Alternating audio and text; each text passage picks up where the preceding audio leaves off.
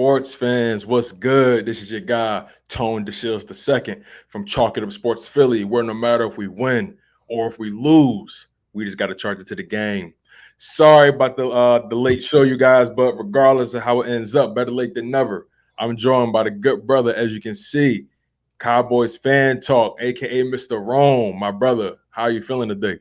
Feeling pretty good, man. Let me tell everybody my apologies. You know what I'm saying? It was me that threw the time off. I'm trying to get my gym on and threw everything off. So appreciate you, and I'm sorry about being late. Bro, you all good, man. I wasn't even gonna tell nobody. I was gonna keep it on the low level. I keep it. That's how I keep it on my channel. I try to keep it honest as possible. People appreciate listen, man, that. I appreciate that. Ain't no reason to hide. If you mess up, just own it. That's what I want my team to do. Oh man, tell me about it. I definitely relate to you in that respect, man. But we got a lot to discuss, when it comes to not just the NFC East, but our teams respectively, and these playoffs. These playoffs have been some of the more entertaining games I've seen in a long time. But before we get into that, I want to tap in a little more into who you are and yourself as a content creator.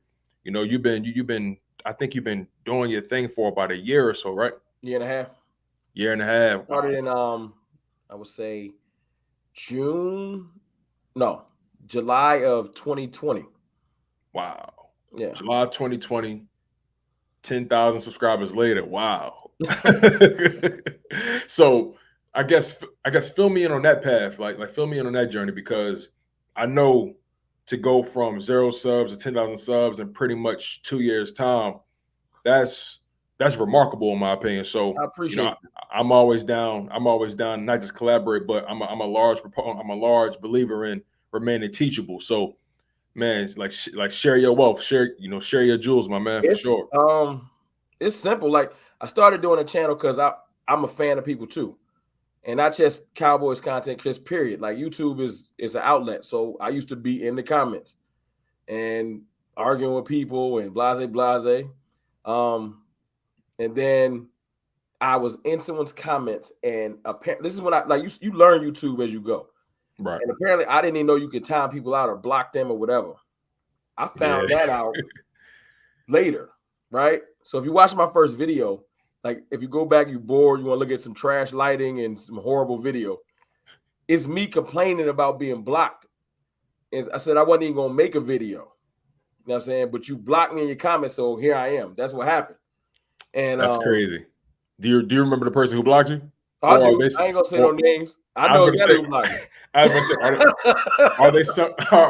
That's the one thing. Look, I don't want to, because I'm not a I don't want nobody to think I'm trying to say nothing to gain any clout. I guess the young kids are trying to look cool. I can tell you off camera, but I ain't gonna say it on camera, because it ain't even like that. It ain't. To be honest with you, the person probably had no idea. This is how you learn the game. The person probably had no idea that I was blocked, because I didn't know that I didn't know about moderators. I didn't know about none of that. I kind of learned as I went. Somebody else probably timed me out. I just got in my feelings. I was on my Carl Thomas mad because I thought the person went out their way to block me themselves. That's the irony. But you learn. I love it because it made me do something that I wouldn't do. I would just listen like most people.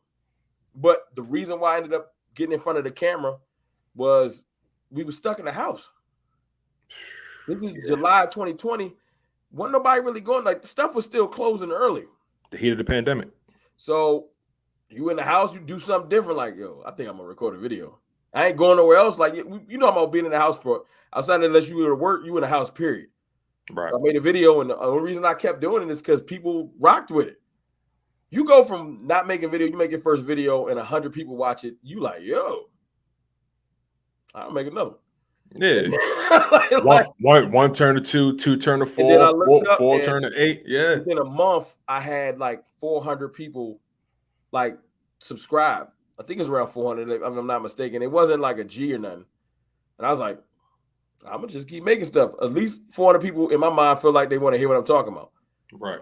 And it was a whole lot of trial and error. You know what I'm saying? I'll tell you when my channel took a turn for the like it elevated. That first football season, man. You remember Dak broke his ankle. Yeah, that was like, yo, man. The first I felt time for him on that one. I ain't gonna lie, that was a rough one. How I'm supposed to make content? The dude that broke his ankle all hope is lost. Right. So that's what my wife told me. She's like, yo, that video, when Dak broke his ankle, bro, when I got on, it looked like I was about to start crying. I was mad as hell. I was drinking. I was just mad, like, man, the season over. And that video got like 10,000 views. I had never seen nothing like that. And it was more people there to laugh. Like, you another Cowboy fan, salty. But it was weird. Like, it was one of the rare, you make a video, you watch it when you first post it, you want to see how it's doing. Mm-hmm. That was the first time I ever made a video. After I got done recording, I just set my phone down. I moved on my night. I was so tight at what happened. I came back. It's like 6,000 views. It had been like 2 hours. I was blown away. Like, yo. So I went through the comments, and it was people laughing at me like, emotional Cowboys fan. And I get it, but I was like, wow, that's different.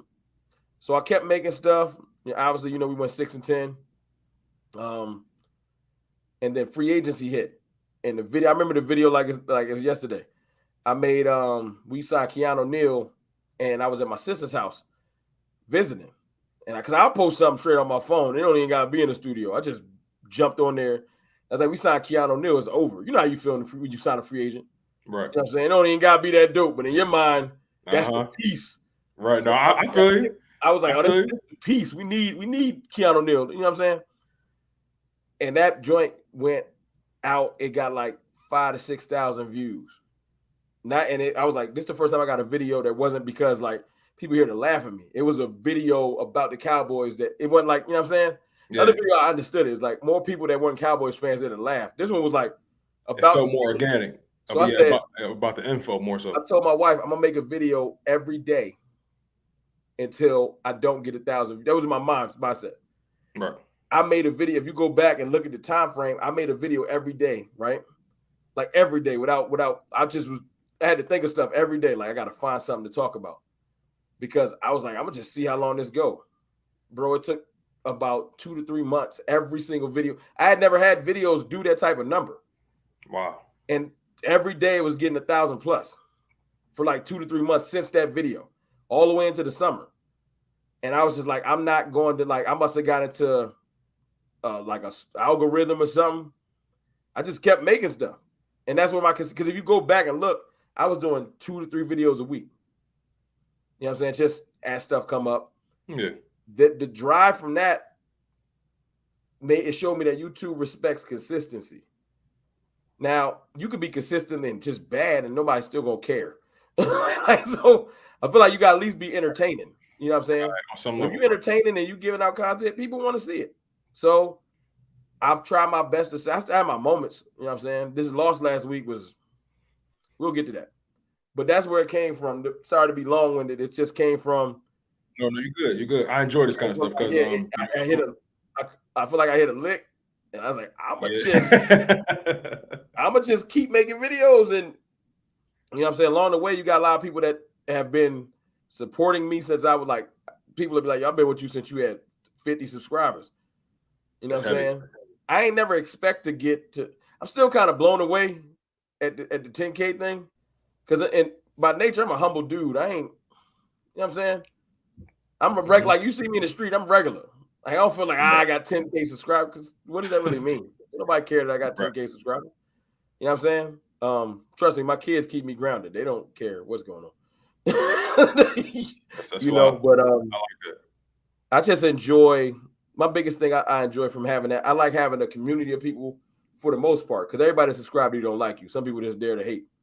Mm-hmm. A community of people I could talk to about Cowboys stuff and actually talk about the reality of what's going on. See, the only reason we exist as Cowboys content creators is we can't turn to ESPN or FS1 because 99% of the segments when we come on about us is literally just jokes. All the time. If you watch NFL Live, any of the shows you watch, when they talk about the teams, they're going at least it's going to be watered down, but they're at least going to try to talk ball. You know what I'm saying? They're going to try to talk about the offensive strategy of what the Chiefs might try to attempt, or how you might be able to stop this team defensively, or blase. And as soon as you bring up the Cowboys, before the segment start, they start giggling. You know? Yeah. Oh, I know the feeling. Trust me. I know the feeling. Ain't even gonna try. Like, so that's where we get and this I'll say this. I wouldn't, it's not that I really care about what they do because they made a lane for what we do. It's that then you'll hear somebody like when I'm talking about like other content creators from like other teams, and they'll look you dead in your face and say, the media love the Cowboys. And I'll be like, where? What are you talking about?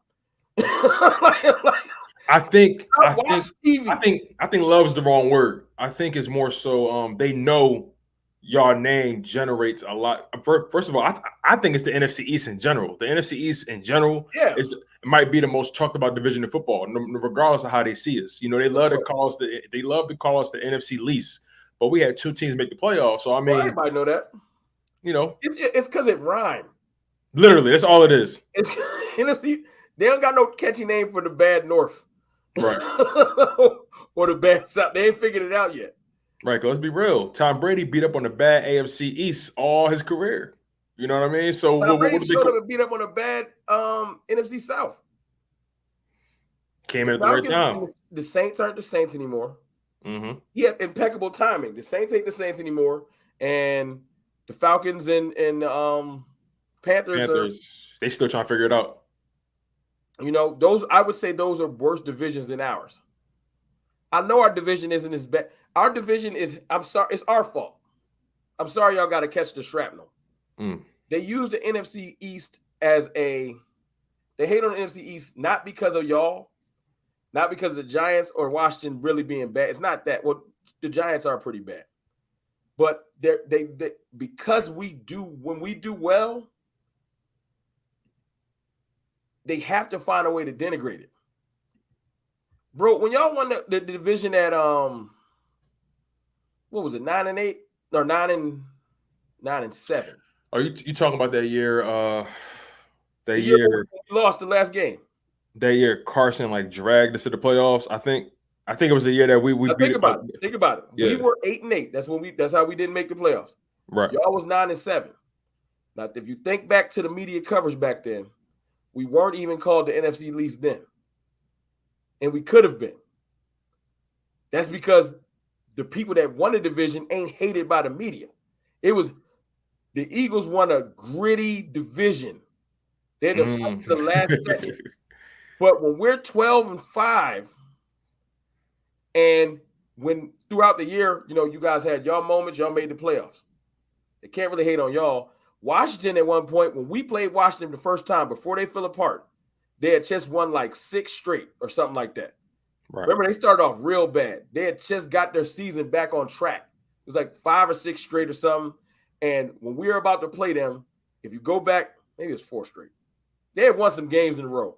And you talking about this season now, right? Yeah. The media was like, Cowboys do not want to see Washington. Because I went to that game. They don't want to see Washington. They had beaten Seattle. They had beaten like 4. They had beat Tampa this year. Right? They had beat like 4 decent teams in a row. Right?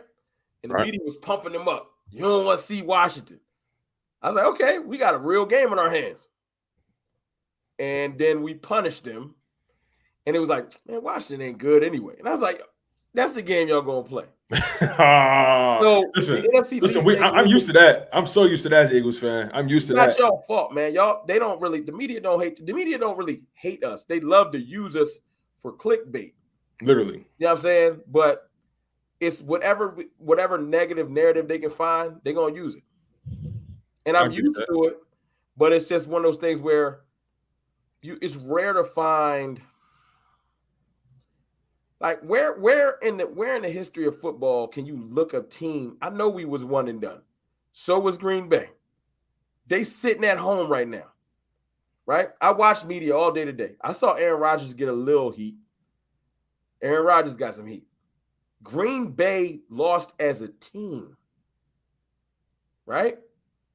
It should be Green Bay didn't show up and Aaron Rodgers didn't show up, right? But I saw a couple segments today saying Aaron Rodgers quite can't get it done, and they trying to run with that. It's small. But the fact that they were the number 1 seed, they lost at home too, right? and it wasn't as big of a story as when we lost. It's crazy. We were the 3rd seed, and we lost to the 6th seed, right? It's bad, but it still ain't as bad as the 1st seed who got a bye week going home. Yeah, it definitely don't look good for Aaron Rodgers, especially when you think, because for me, when I found out, like watching that game and keeping up with it, I'm thinking to myself, yo, is he gonna lose this game? And it was just moments where I was like, all right, A-Rod, you gotta do something. You like, they definitely lost as a team, but I feel like somebody of his caliber, the way he carries should be crazy. I like it's like, hold on, only 10 points, only 10, and they won't talk, they're not. It's gonna die. This is the story you're gonna hear more of. You're gonna hear more about is Aaron leaving and less about the fact that he lost. That's it. Is Aaron leaving, and that's great. That's a big story. My point is, it's more so like they did just trying to find ways to. The reason why I brought that up is this: we went 12-5, right? I've heard that you only going 12-5 because you beat NFC East teams, right? Fine. There's only one win out of that 12 wins that I'll take away and be like, that win don't really count, and it's the last one. Yeah, I'm not gonna lie. That last one, I was at that game, and I mean, granted, I was happy to be there, but at the same time, I'm like, damn, like this. And I'll be honest with you, like I'm watching that game, and I'm thinking, damn, they're playing all their starters to the 3rd, 4th quarters like that. Both of us played ourselves. We played ourselves doing all that.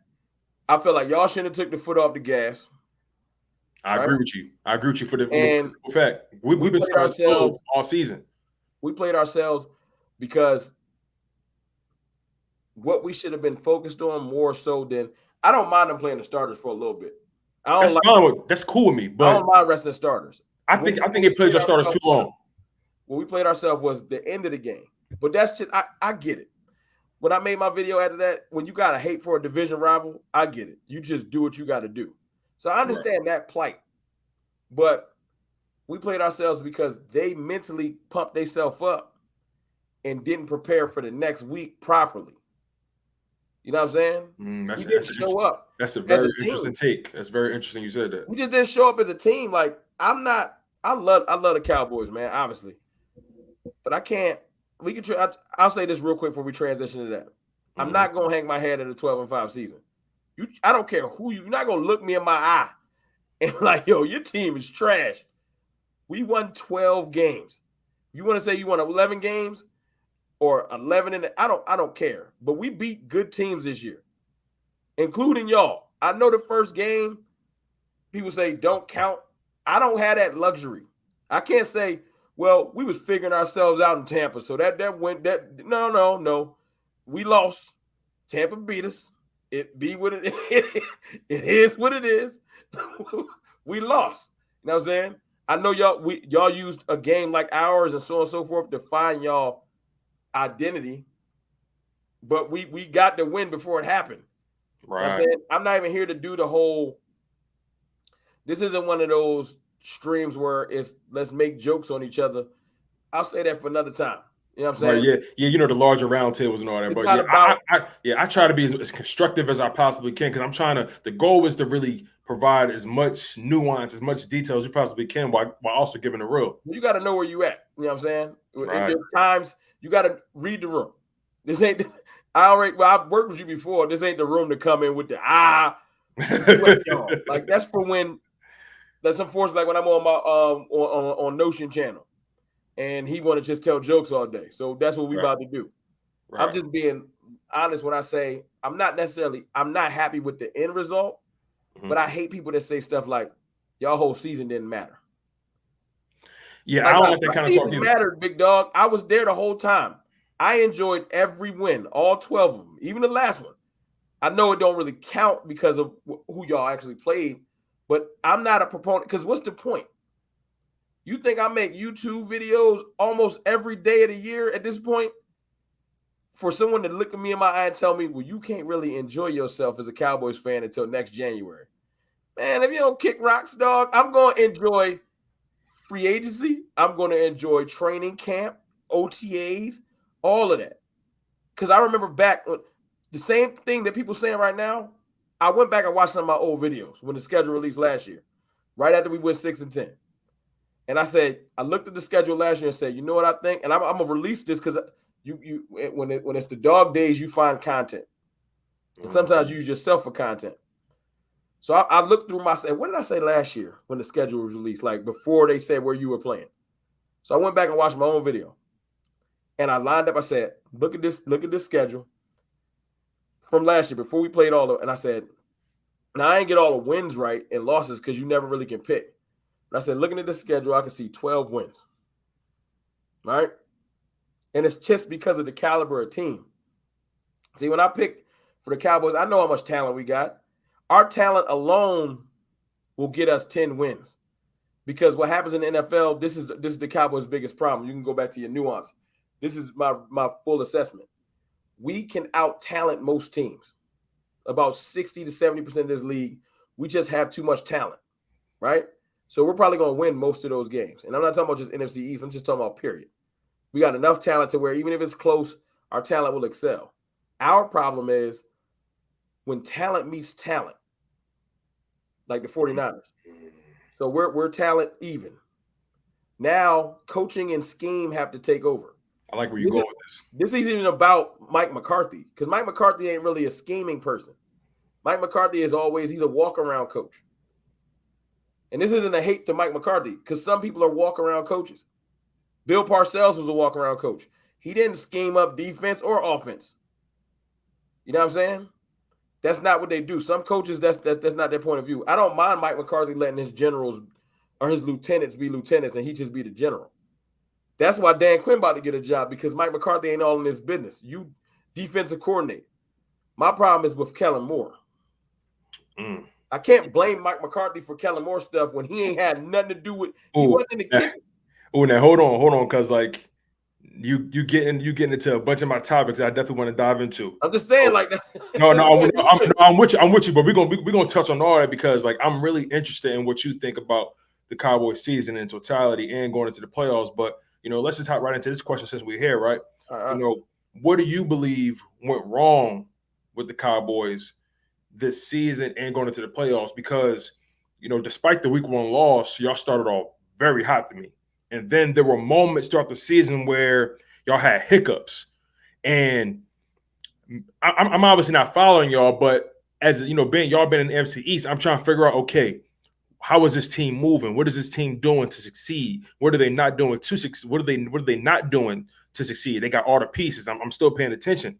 So for me, watching everything, I honestly felt like there was moments where McCarthy had his team underprepared at times. There was times where I felt Kellen Moore didn't seem to stick to what got him where he at. So what do you believe went wrong with your Dallas Cowboys throughout the season and then into the playoffs in that game against San Fran? Easy things. It's the first and foremost, the thing that threw us off mainly was health. Health and COVID. Our season took a tailspin when Dak strained his calf and didn't take off serious time to get it fixed. I don't care. I still stand on the fact that at some point this offseason, maybe soon after some of this stuff dies down, they're going to say Dak wasn't necessarily 100% healthy. They've already slightly leaked that story. And it makes sense. Dak's injury is a 4 to 6 week injury. Came back in what, 2, right? 2 or 3? A week and a half off, basically, because we had a bye week, right? And he did play through it. Him playing on his one leg is probably better than Cooper Rush playing. I get it. Oh, yeah, without a doubt. You look at, I'm not saying Dak is what we saw last night in the playoffs. You know what I'm saying? He's not Allen or Mahomes. That's not my point. But Dak can complete a rollout 10-yard out. And he was sailing passes in the beginning, towards the middle of the year after that calf strain. Like you can see a drop off in how he was throwing and his accuracy. I'm glad you said that because in week 1 against the Tampa Bay Buccaneers, I watched that game. It was opening night, Thursday night football. Everybody was tuned in. I'm watching Dak Prescott, and in full transparency, I actually like Dak Prescott. It's just that he a Cowboy, so I gotta have some distance towards him. But as a quarterback, especially a black quarterback, I'm always gonna have love of black quarterbacks. But I'm watching him week 1, and I'm just watching how sharp he is. The sharpness, the crispness in the throws, the poise, his footwork, his ball placement, his anticipation. He didn't spend not more than 2.5 now that he can't do anymore. You watch that game, you watch the Chargers game late, the drive to get the win. You watch us come back in the Panthers game. I'll let y'all game rock. I know how you feel about that. I'll let the Giants game rock because the Giants really don't count. That's a win that I would take. It is what it is. We beat the Daniel Jones got hurt that game. They stole one from us. I ain't gonna lie. We fumbled the bag against them the first go around. But go ahead. But and you watch the Patriots game, and you watch the walk-off touchdown, the confidence, the throw he hit the CD Lamb. You know what I'm saying? Right. Overtime, right? That was the throw where he strained his calf on that play. Right? And did he get touched or he just he tried to he threw no contact to get the ball out and strained it. You know what I'm saying?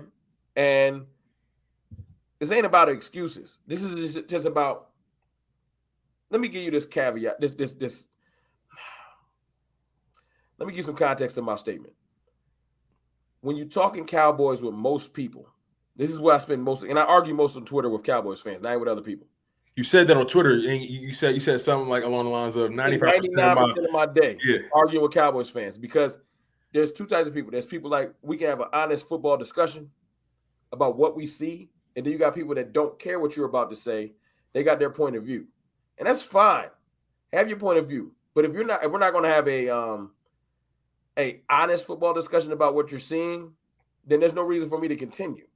I've had that discussion with plenty of people that hate the Cowboys, and I've had that discussion with people that love the Cowboys. It's just like, if you can watch Dak Prescott earlier this year, and after the calf strain say, it might be because of his calf that he off slightly. But if you can say it game recognized game, bro. Game recognized game. Game recognized game. So look, it ain't just him though. Look at Kyler Murray. He got hurt this year. Mm-hmm. This is the second year Kyler Murray was on fire in the MVP conversation. Tweak some, and they ain't the same. And he ain't the same. And it is what it is. I'm not trying to slight Kyler Murray, and I ain't gonna slight Dak. You know what I'm saying? Because you either could just sit down or you got tough through it. So if you did play through it, you do got to deal with the scrutiny. If you watch TV like I watch TV or go on Twitter, like Dak ain't getting no pass. I'm saying it. For the most part, you ain't see Colin Cowherd come out and be like, it probably was because he was hurt. No one's gonna give him a pass, and that's fine. That's what happened when you make that much money. You got to own whatever happened. I'm just saying, logically, his play fell off. So I said health is what happened. You know what I'm saying? Our front office focusing on where the money goes. Now, we had a offensive line. We had a bunch of stuff happen that people forgot. DeMarcus Lawrence broke his foot before the second game in practice. He didn't play till the Saints game. He was gone for like 9-10 weeks, right? So that's how Micah Parsons got to start edge rushing, because D-Law was hurt.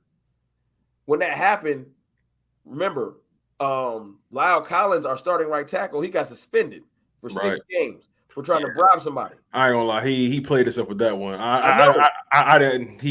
Come on, man. You gotta think. So McCarthy gets hated on for. You know how many obstacles we dodged this year? First game of the year. Remember we played the Bucks. Zach Martin, our best offensive player probably, just by PFF grading. Zach Martin, right guard, Hall of Famer probably. He had COVID the first week. He ain't even play. And we got a backup guard going against Vita Vea and all them, right? So we dodged that bullet. Then the next week, Martin come back, Collins go out, suspension. All right. Put in Terrence Steele. I thought he was going to be a turnstile. We worked it out. The line started to gel without Collins, right? Soon as Collins back ready, they force him back in the lineup. That's why I'm saying that the front office starts to dibble. Terrence Steele was balling. I don't want to hear this. You can't lose your job to injury. Dak Prescott wouldn't exist if you couldn't lose your job to injury. Tony Romo, right? Tony Romo got hurt. He never got his job back. Never. I'm sorry, Collins. Force him in retirement. Lyle Collins got caught doing something. Terrence Steele took your job. He was balling. But our front office sometimes, well, ain't no secret, our front office meddles and stuff. All of a sudden, you start seeing Lyle Collins forced back into the lineup. Right? Then, so that's the meddling part. You know what I'm saying? So it's injury, it's the front office. And I ain't gonna lie, man, COVID hurt us in some of the worst times of our year. We didn't play the Chiefs full strength. We played them with our hands tied behind our back. Because that week, right, Ty Smith was out. Amari Cooper had COVID. And then right at the beginning of the game, CeeDee Lamb got a concussion. The only thing it was like the middle of the second quarter. He got concussed. Weren't y'all missing Gallup at that time too? Gallup had been out. He hadn't come back yet. So he barely played this year when you think about it. The irony was I was surprised we were still trying to be in that game. Our defense played pretty decently because Patrick Mahomes hadn't found himself yet. Remember, he was in his exactly. We both our teams could have caught him slipping, but now he done found himself. Now I wouldn't want to play right now. Right, exactly. But at the time, you know, COVID hit at the wrong time, and COVID hurt everybody this year at some point. So I'm not gonna act like it didn't, but I would have loved them players to be out. Like, why we couldn't have COVID issues when we played the Giants the first time? Maybe even the game up. We full strength versus them, but when we played I'm gonna be honest with you. Since I got somebody that's gonna actually listen to my point and not just be like, you delusional. The fourth thing is the officials. Now, let me explain this to you. Yeah, I was about to say, expand on that one. It's not Cowboys fans, true Cowboys fans, we're not mad at the calls they're making on the Cowboys. See, people think I'm getting mad because they calling holding. I don't care. Some of them holdings is holding, some of them not. The Cowboys fans get mad at the non-calls. Just Google Parsons getting held. Every game, this dude in a chokehold. I got images in my phone every week because I'm on Twitter, Cowboys Twitter. Well, you know what they say? They say this technically in football. This holding on every play. It's just you decide on what you call. So to your point, you know, you feel that there was moments where just call it even. Just call it. If you see it, it is what it is. They can't block holding today. It ain't like, it's just one of them battles. It's like, y'all just not gonna call it on us. I watched Trent Williams in the game we lost. I got it on my page. Trent Williams is moving his leg multiple times, making Randy Gregory jump off sides. Okay. They're like, well, technically he lifted his foot. He just moved his leg, which is still wrong, right? I would be cool with that if on the next play or the next series when we're on offense and Lyle Collins do the same thing, they call false start. I'm like, just call it down the middle. So it ain't calls they're calling on us. Some of them penalties is penalties. But if I see the other team doing it too, and you just all of a sudden get blind, that game should have had San Fran had plenty of penalties. You know what I'm saying? They're like, some plays are like defensive holding. And then the next series I watch somebody crack back on Diggs, full strength, blindside block him, no call. And I'm just like, are we gonna call this evenly or not? And that's not just that game. I've been arguing about that all year. That, like in the Raiders game, it's mostly the non-calls on the other team. It is not. I am not mad at when they call Connor Williams for holding. He be holding. Stop holding. He do be holding. He's not gonna be a Cowboy next year because of it. It's not that. Like when they highlight it, because this is after the game, they're like, Cowboys is complaining about getting held. And it's like, no, y'all missing it. It's the non-calls. You feel me? It's I ain't see that happen. Now let me ask you this. It's hard to play teams when you allow, they can hold all they want to. Yeah. Let me ask you this though. You mentioned something real interesting in your 4 points. You said health. You mentioned meddling. They meddling. Yeah, you mentioned the officials. Everybody dealt with that though. COVID. But I want to key in on the meddling part. You mentioned the front office. What's your overall thoughts on Jerry Jones as the owner / GM? You know, because You know, I know working for Jerry is not an easy. It's not an easy task. Jerry meddling though. It's his son. If you know how you like okay, we get somewhere. You talking about Stephen Jones, right? Stephen Jones. And Stephen Jones meddles, it ain't because he want to be a coach. See, I think at one point Jerry used to meddle like coaching wise. Jerry old. Okay. He ain't in the Jerry not strategizing. Stephen Jones is a money person. He very cheap. I call him Dollar General Jones. He always trying to find a deal, right? Because Jerry not afraid to cut the check. But you I don't know if you noticed, we don't sign big free agents no more. Jerry not in control no more. He old. Jerry just the mouthpiece. Jerry right now, Mike McCarthy be fired. But Stephen Jones don't move like that. Stephen Jones like, now I'm going to get my contract worth.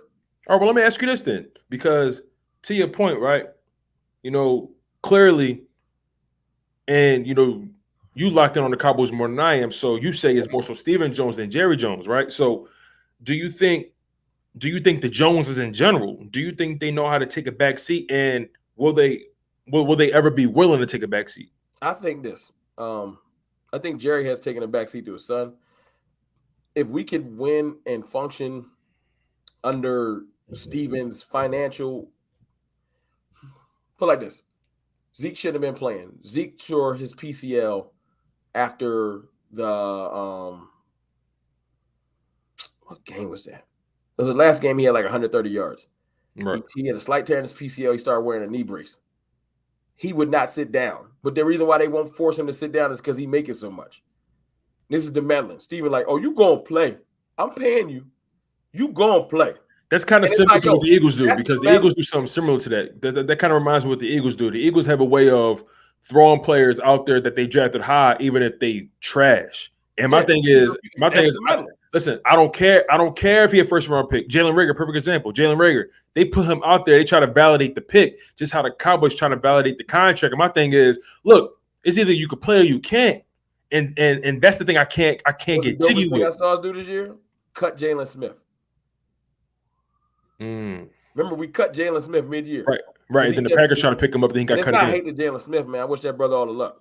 He got paid, but his production was bad. He got more cut. And it's irony. He got cut more so because of he wouldn't basically change a clause in his contract to say if you get hurt, your contract's voidable. It leaked, and because he wouldn't do that, Stephen cut him. I know it was Stephen. Wow. He cut him because he wouldn't change his contract to say if I got hurt, you can void my whole contract. He's like, no, I earned this money. And if once you sign it, that's me. So they probably called this bluff. We're going to cut you. He said, cut me. And they cut him. My point is, everything is financial based. Tony Pollard's clearly better than Zeke right now. Well, I won't even say that. When Zeke was healthy earlier this year, if you go back and look at his stats for like 4 or 5 weeks, he looked great. He had a couple 100-yard games. He looked like, oh, snap, he might be back to normal. Well, but let me ask you this then. Do you think, because I love the way you know you're going about this conversation, because you actually guided me to my points. I love it.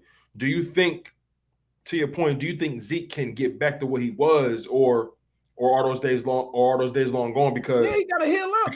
Now, let's stay there for a second. You know, should he be open to a contract restructure? Because let's be honest. Well, he's gonna have to be, because if he don't, they're gonna cut him. Right. Not this year. This year, he owed $18 million. He not going nowhere. Mm-hmm. Now, it depends on. He's really good with the Joneses, like this. So, and he loves being a Cowboy. So he might be open to, I'll restructure, kick some money down the road to help y'all out, but y'all gonna have to keep me. So do you think Tony Pollard's emergence opened the possibility of a Zeke cut or trade situation? No, they would cut. It's all money. It ain't even about TP. It ain't about Tony Pollard. It should be if it's just football, but it's not with the Joneses. It's about contract. It's messed up. Zeke will probably end up restructuring, because Zeke is the type of dude, he looked like he want to be a Cowboy for life, right? And sometimes you take the restructure because at least you at home. See, when you take the restructure and you at home, we still going to give you some concessions because you're a Cowboy legend. People love Zeke Elliott. You play hardball, get cut, and then go get signed by, let me just throw a team out there, the Broncos. And then you have a couple bad series. You're not family. Sit down. You trash. As opposed to the Cowboys who be like, yo, give Zeke another series. So it would behoove him to restructure. But we're going to have to see how that game is played. Because if you restructure him, you're signing on to, we're going to keep Zeke for another 3-4 years. Right? You tell Zeke this. Let's turn that $18 million, right? Let's turn it into $20 million or something like that. Let's turn your $18 million into $30 million, except we're going to pay you $8 to $9 million a year. Right? We're going to keep you 3 more years. But now your contract is palatable and it ain't like a media frenzy when you stay on the team. You drop your contract down to $9 million a year, but we keep you for an additional year. Or you can play hardball, get your 18 this year, and then go to 0 because we're going to cut you. So what Zeke will probably do, he probably will restructure. You'll see that because he's Cowboy family. They're gonna like him. They're gonna rock with him. And if he's smart, sometimes you cut off your nose and spite your face. I'm not restructured. And then you go be a Washington football team player, rotational guy, spiteful, right? And then when you have moments where you look like you fell off, they're gonna let you be falling off. Like, get off our team. Like, too many people cut off their nose despite that. If Jalen Smith was smart, I'd have probably restructured because you in the Cowboys family. Some people, it's funny you say that because a lot of people, well, some people, they don't know how to play the long game, and especially when you're somewhere you want to be. Depending on who you are. If you got some cachet, the long game is smart. Stay good with the owners. Stay good in the city of Dallas.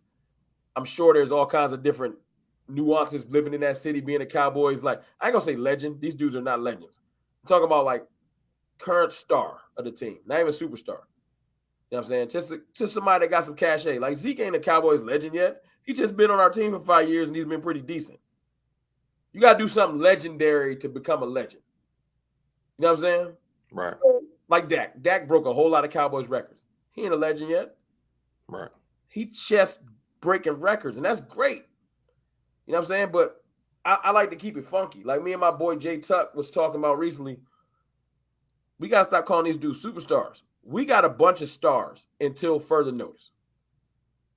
Okay, to your point, right? What separates, in your opinion, what's the stark difference between a superstar and a superstar in your opinion? When it's time, you got to do it. Yesterday was time. When I say time, I mean like it's not even just playoffs.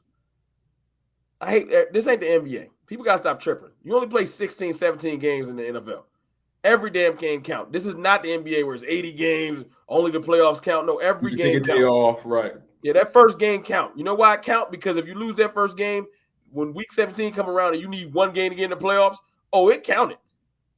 So people in this whole only the playoffs count thing, it's idiotic. It don't make sense. The whole point, the reason why the NFL seems like it's urgent is because it's not that many games. You know what I'm saying? But you got to turn it on when it counts. Like when the game is on the line, I've seen Dak do that before. I'm not a prisoner of the moment. Dak won us a playoff game in Seattle. He beat Russell Wilson. I saw it. Saw him break like 3 tackles on the run, dive for the end zone. He ain't get there. But that I remember that game. I ain't gonna lie. That play, that was the moment. Like, that was the moment that told me who Dak Prescott was. Yeah, the people that's acting like Dak, I don't know. He don't get it done when it's playoffs. I watched this versus the Chargers, or not versus the Rams. We got in the playoffs right after we beat Seattle. That game started. We went up on the Rams. Dak came out dealing, hit Amari Cooper, scored a touchdown. You know what I'm saying? Scored another field goal. We was up. Problem was the Rams realized, we can just run the ball. Remember that dude Anderson, the big heavyset running back? Yeah, C.J. Anderson, yep. They ran for like 200 yards. Yeah, they put Dak on the sideline. They picked him up, I think, like 2 weeks before the playoffs or something like that. They put Dak on the sideline and just ran it down our throat. And it was just like, I got to watch this happen. And it was one of those things where our defense just couldn't get it together. But if you look at Dak's stats from that game, he was dealing. He had like 2 touchdowns. I don't even think he threw a pick. Like he balled in our first playoff game that he ever won as a rookie. Aaron Rodgers beat us, but he had to beat us with like late game heroics. You know what I'm saying? Dak started slow because we had a bye week and we weren't ready. But he took the lead in the game. If you can take the lead in a game, at that point, the garbage time or whatever people want to say don't count. If you take the lead, mission accomplished. Now defense, hold. They didn't hold because it was Aaron Rodgers. My point is he came back and took the lead as a rookie. I've seen him excel in moments. And if you excel like in Dak got like 16, 17 game-winning drives. So you got game-winning drives. I've seen you play good in the playoffs. You haven't won every game, but I've seen you play good in the playoffs. I'm not going to say, oh, you had one bad playoff game out of 4. Because football is not just wins and losses, black and white. That's for the children football talk.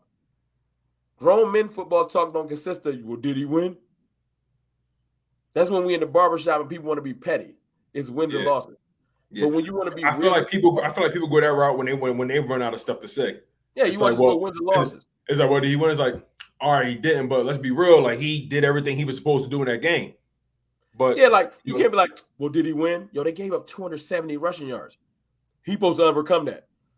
Overcome 270 rushing yards. He wasn't on the field. Anybody do that on you, 9 times out of 10 you lose.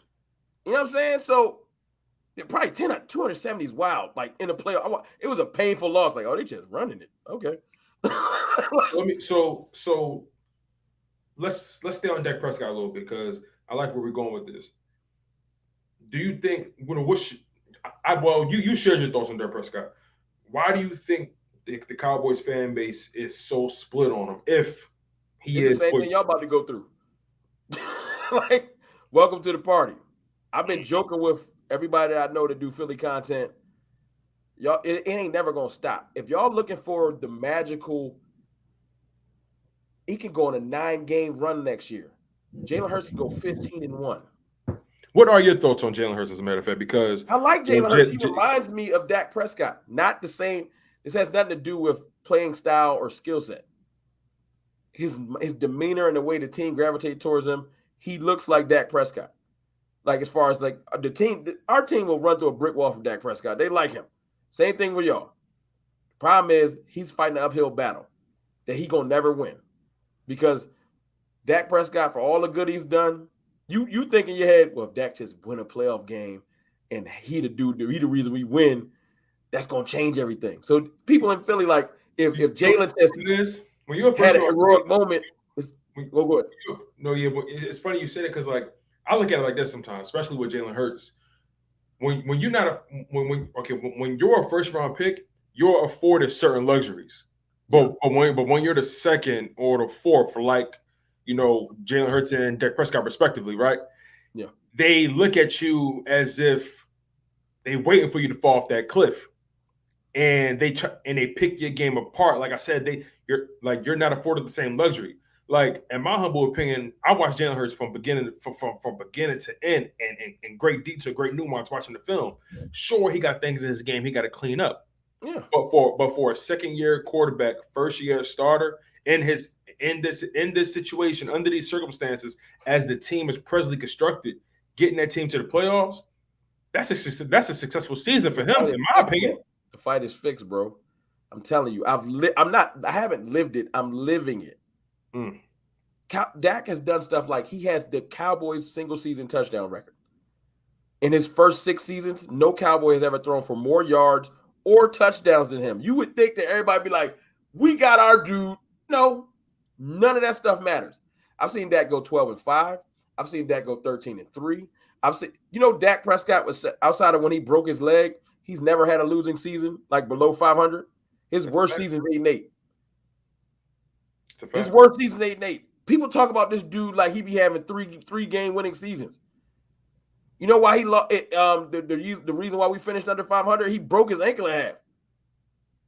He a born winner, similar to what you dealing with. You like, yo, I don't care what need to be done. Hurts gonna get it done, and he gonna continue to do it.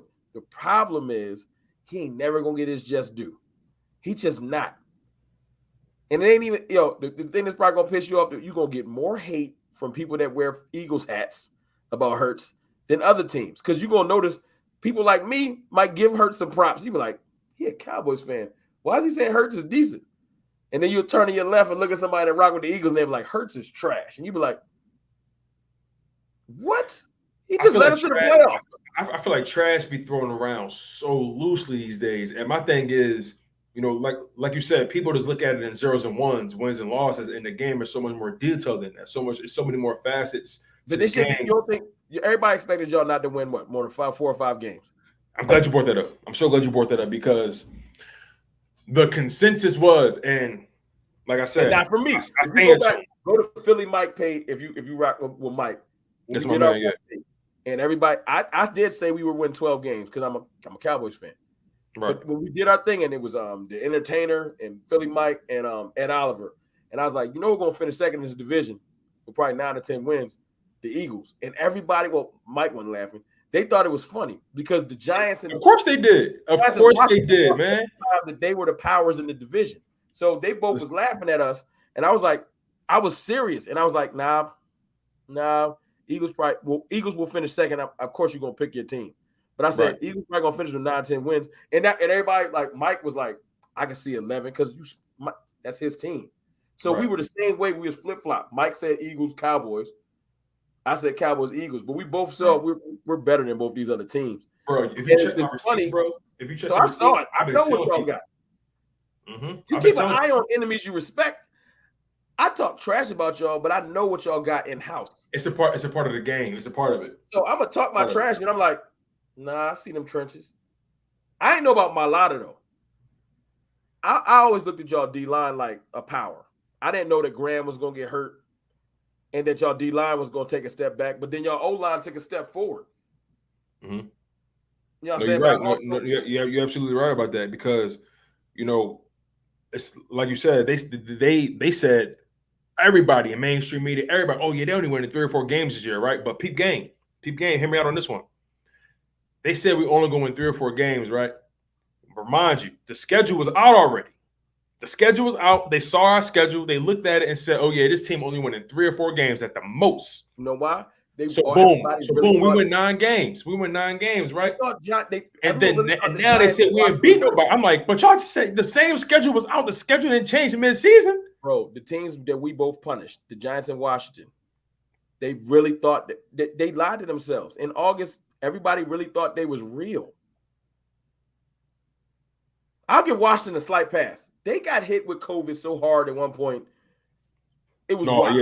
No, they got hit so bad they had to reschedule the game. And I ain't gonna lie, I was kind of pissed off about that. But in the same token, I'm thinking to myself, all right, you know what?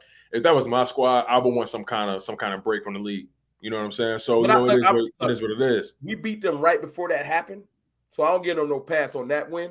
Right. But that crippled their season because it was so much COVID. Like they had like 30 people on COVID. It was like, all right, dog. But I was actually worried about my team. Huh? You don't know why? Because they had medical professionals that work for their team, letting guys practice, knowing they had either made contact or they was positive, but they didn't show symptoms. They literally was letting guys rock. I don't feel sorry for them no more. Yeah. Not that I want nobody get sick, but if you're self-inflicted wound, like if you run in traffic, get hit by a car, and you knew it was traffic. So if they was doing that, then that's stupid. That's start from the top down, though. You think about the Washington football team as an organization. We could do a whole show on that. They abysmal. They self-destructive. Like cataclysmic. Like you can't use anywhere I could come up with. They that. You know what I'm saying? Like my quarterback almost got knocked out of the playoffs because of a gate. Yeah. Like come on. He could have got life injured.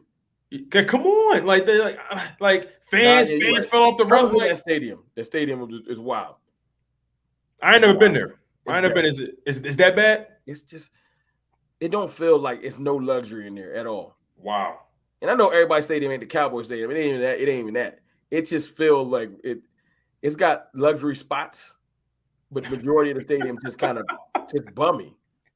You know what I'm saying? It got a college feel. You've been to like a college stadium.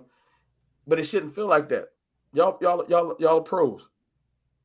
See, I ain't giving my city lucky because Temple University, they play out of the link, so I'm kind of lucky when it comes to that. Like, I ain't giving Washington too much burn. I'm just saying, like, they disrespected us. They're gonna disrespect us forever because we're a punchline. That's what we are, and I get it. I didn't even understand why people do it. I ain't stupid. I hate trying to get my Cowboys football information from people that refuse to talk any football part of it.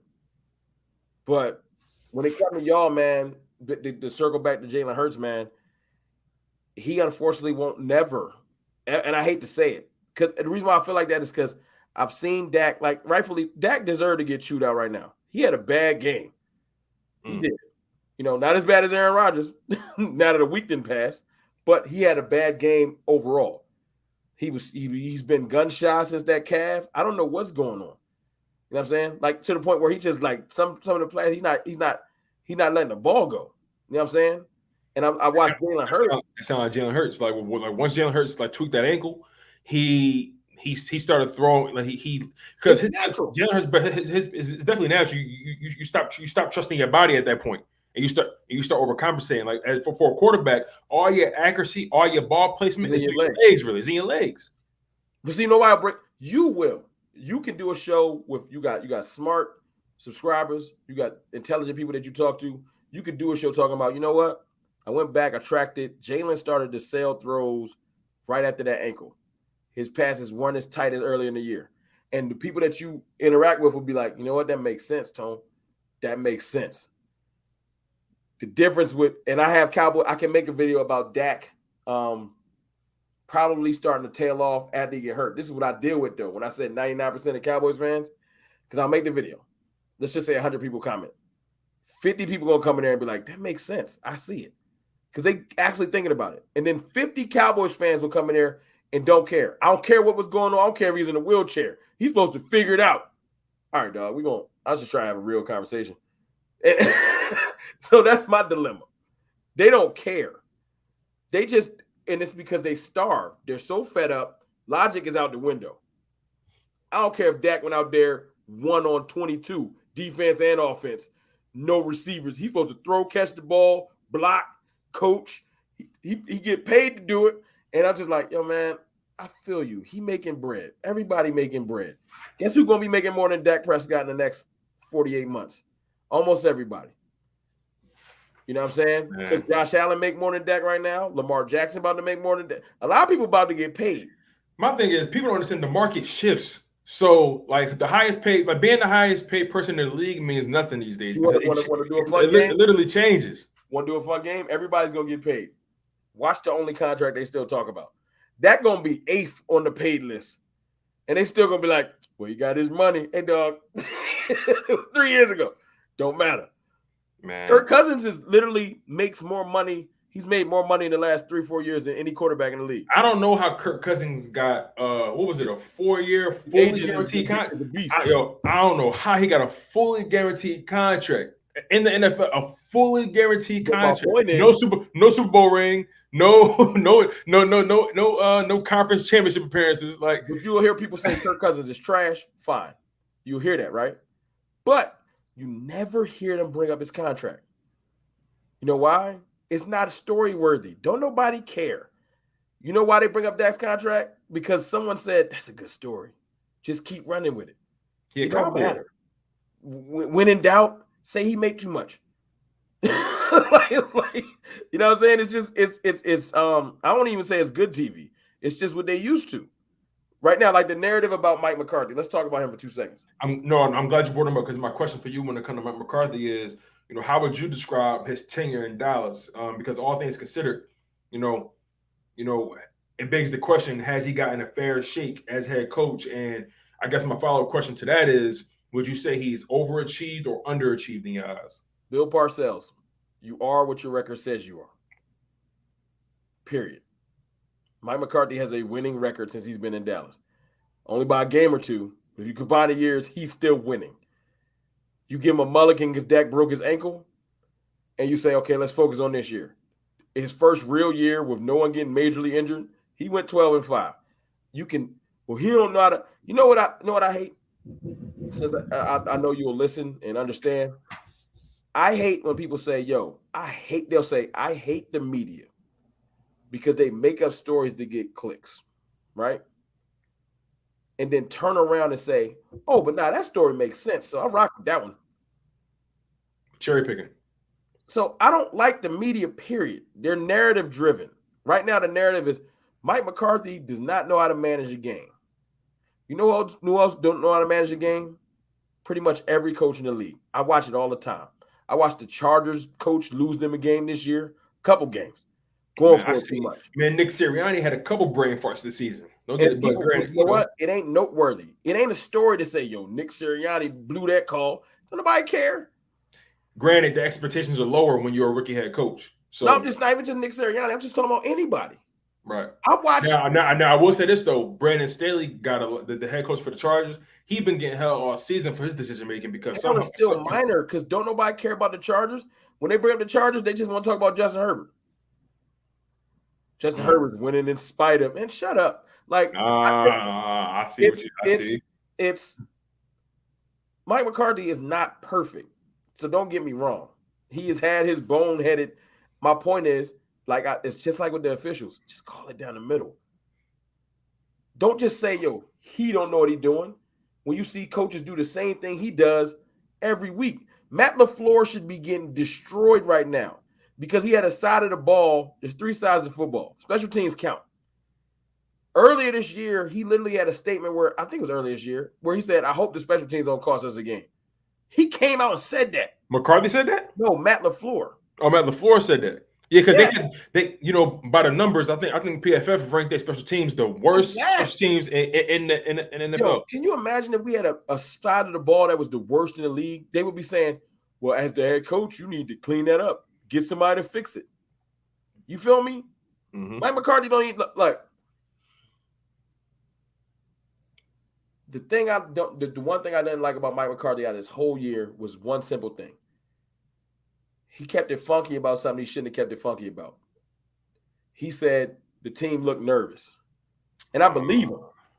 But he shouldn't have kept it real.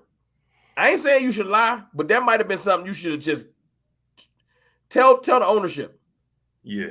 He told now I don't like that either, honestly. He fell on a sword, and it's real. I'm sure every football game or every playoff game when you we got a lot of young players on our team. That's why I'm still kind of excited. Micah Parsons, Trayvon Diggs was in his second year. Micah Parsons is a rookie. You feel me? A lot of our defensive linemen is very young players. We got a young team. CeeDee Lamb ain't going nowhere. Dak Prescott ain't 30 yet. Mm-hmm. So I'm like, most of our players on the contract. Most of our young players, we got a couple more years. Like, we going to be all right. I'm mad, but I can see us being right back. I feel you. Hey, bro, let me knock out this super chat real quick. Man, you're going to laugh at this one. Shout out to my man, Philly the podcast. He said, tell everyone to put some sleeves on. if he just get here, only reason I ain't got sleeves on, I came from the gym. No, he been here for a while. He been here for a while. I just... only reason I throw on a cowboy hoodie is because it's kind of wild to come in and throw on some clothes when you sweaty. Yeah, I feel you, man. Hey, listen, man. Shout out to my man Philly for the $1.99 super chat, man. That's my guy, man. Make sure you go check out the Philly the podcast. My man Grind is crazy. We'll have serious intellectual conversation about the Cowboys and Eagles in the DM, and then get on camera and he be like, I don't care. I'm like, yo, Joe, I was just talking regular. I was just talking regular with you. No, he know how to get under my skin, so he just be laughing like you delusional. All right, man. Let's go back to the DM. We have some regular conversation. Oh man, well that's why I go on his show and pick with him because he be messing with me. Yo, that's funny as hell, yo. That's funny as hell. Let me ask you this though, because since we're talking about defense, right? In my opinion, the Cowboys had their best defensive performance this season in a long time. Yeah, and that begs the question, how would you describe Dan Quinn's impact? Because, most likely, based off of this past season, he's redeemed himself in the NFL, in my humble opinion. Gone. I don't know where he's going, but he's gone. Somebody picking him up. He got a second interview with the Bears coming up. He's literally interviewed with the Giants, the Bears, the Broncos, and the Vikings. Somebody taking him. That's a fact. But does it him leaving? Does that worry you when it comes to the defense's mentality and if they can maintain the culture that they've built on that side of the ball? It's a two-part thing. Dan Quinn's resurgence is tied to number 11. It is what it is.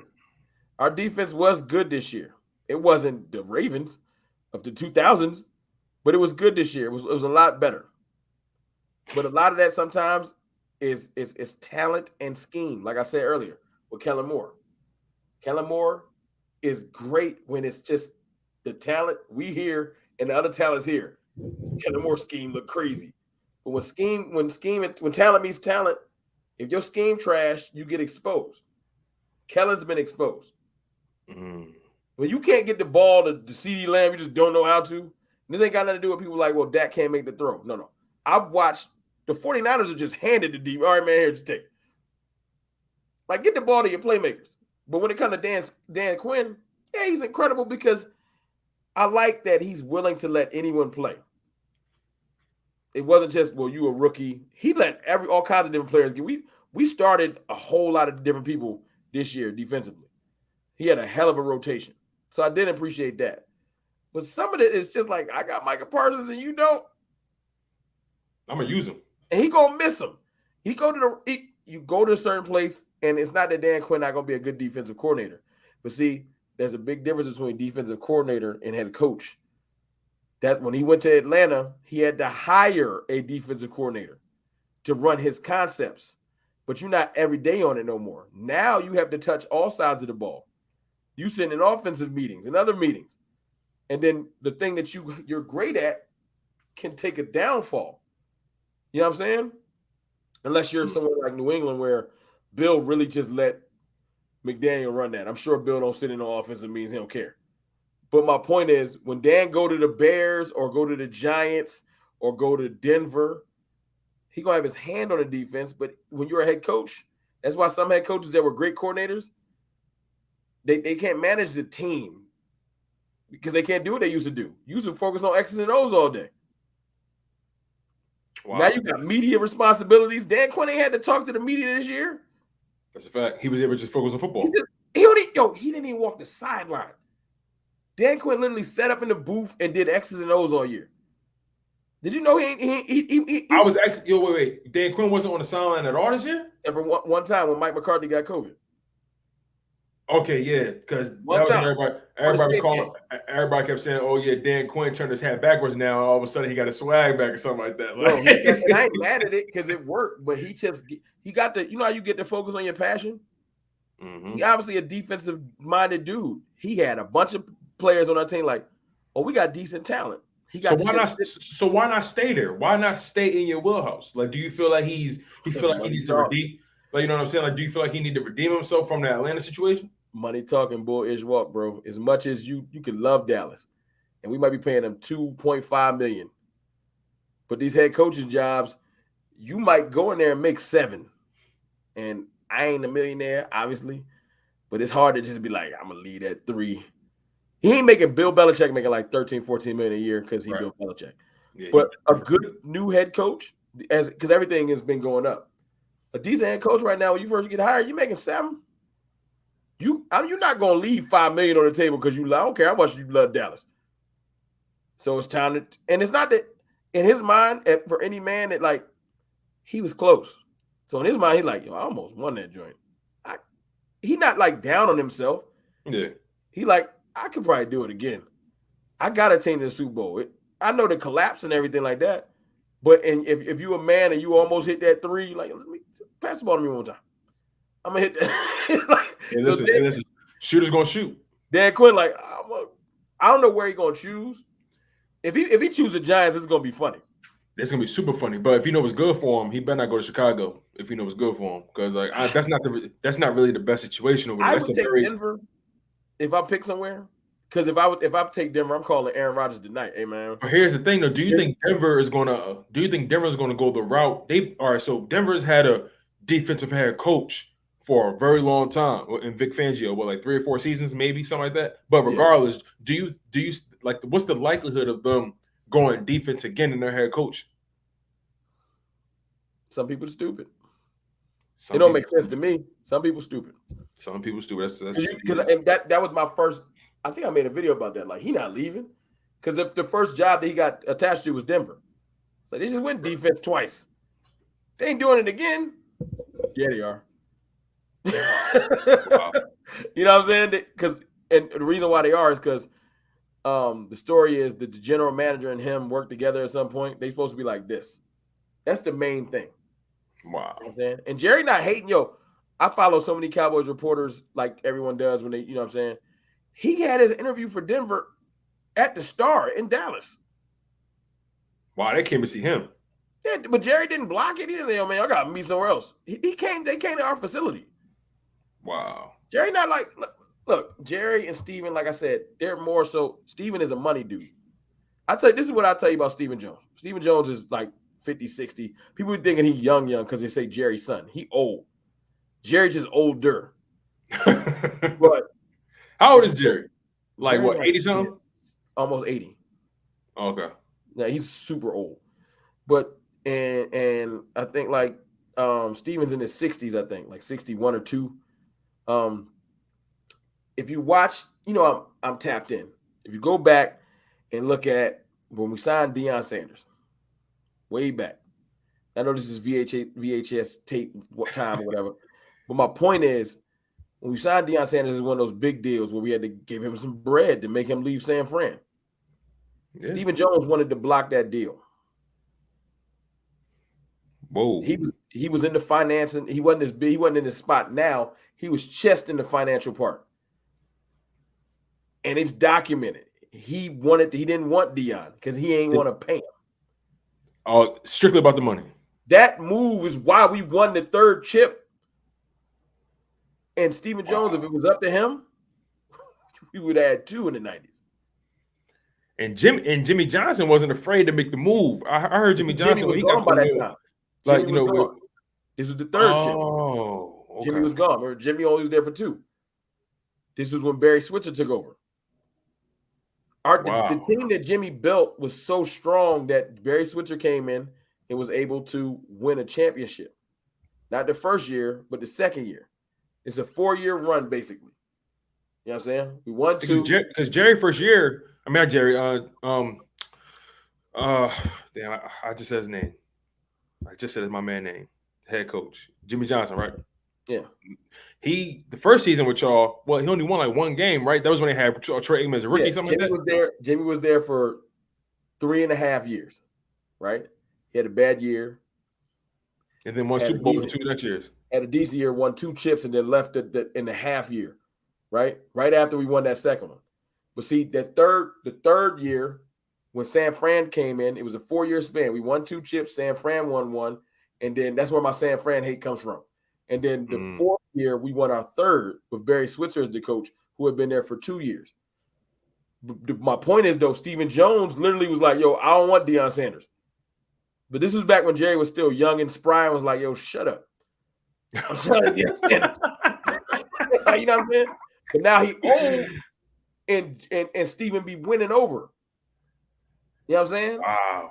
Steven came out on the radio the other day and said, hey, I'm just letting y'all know right now, we ain't signed no big free agents. Don't even get hype. He said, "Oh, we get hype." Don't even like he said like that. He said we like our guys. We go through the draft. That's what we do. Basically, just letting the fan base know, look, free agency is coming, but don't get hype. Wow. Earlier you brought up Kellen Moore and how especially in situations where talent meets talent. I think that's a real good point that's a very good point you brought up throughout this live stream. When talent meets talent, and your scheme has to do the talking. What are you going to do? Yeah. Some describe Kellen Moore's decision making and play calling as highly questionable at times. That begs the question. Can Kellen Moore be the answer for the Cowboys or another organization at some point? Or are the masses just overvaluing his skill set? It ain't about the masses. It's about Kellen Moore got lucky. Kellen Moore got elevated because of Sean McVay, Cliff Kingsbury, Zach Taylor, the Bengals coach, and Matt LaFleur. It was, I ain't gonna make it racial, but it was like, get your young offensive-minded genius and let's go. You know what I'm saying? Because it's not that Kellen Moore ain't probably an incredible football mind, right? It's not that. but he also he ain't put in the work like Sean McVay and them. Sean McVay and them was all on the Washington staff at one point. Sean McVay was a tight end coach.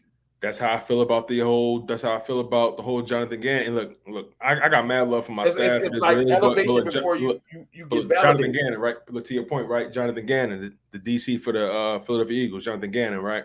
Mm-hmm. All of a sudden he just sought after, head coaching candidate. And my thing is, hold on, wait.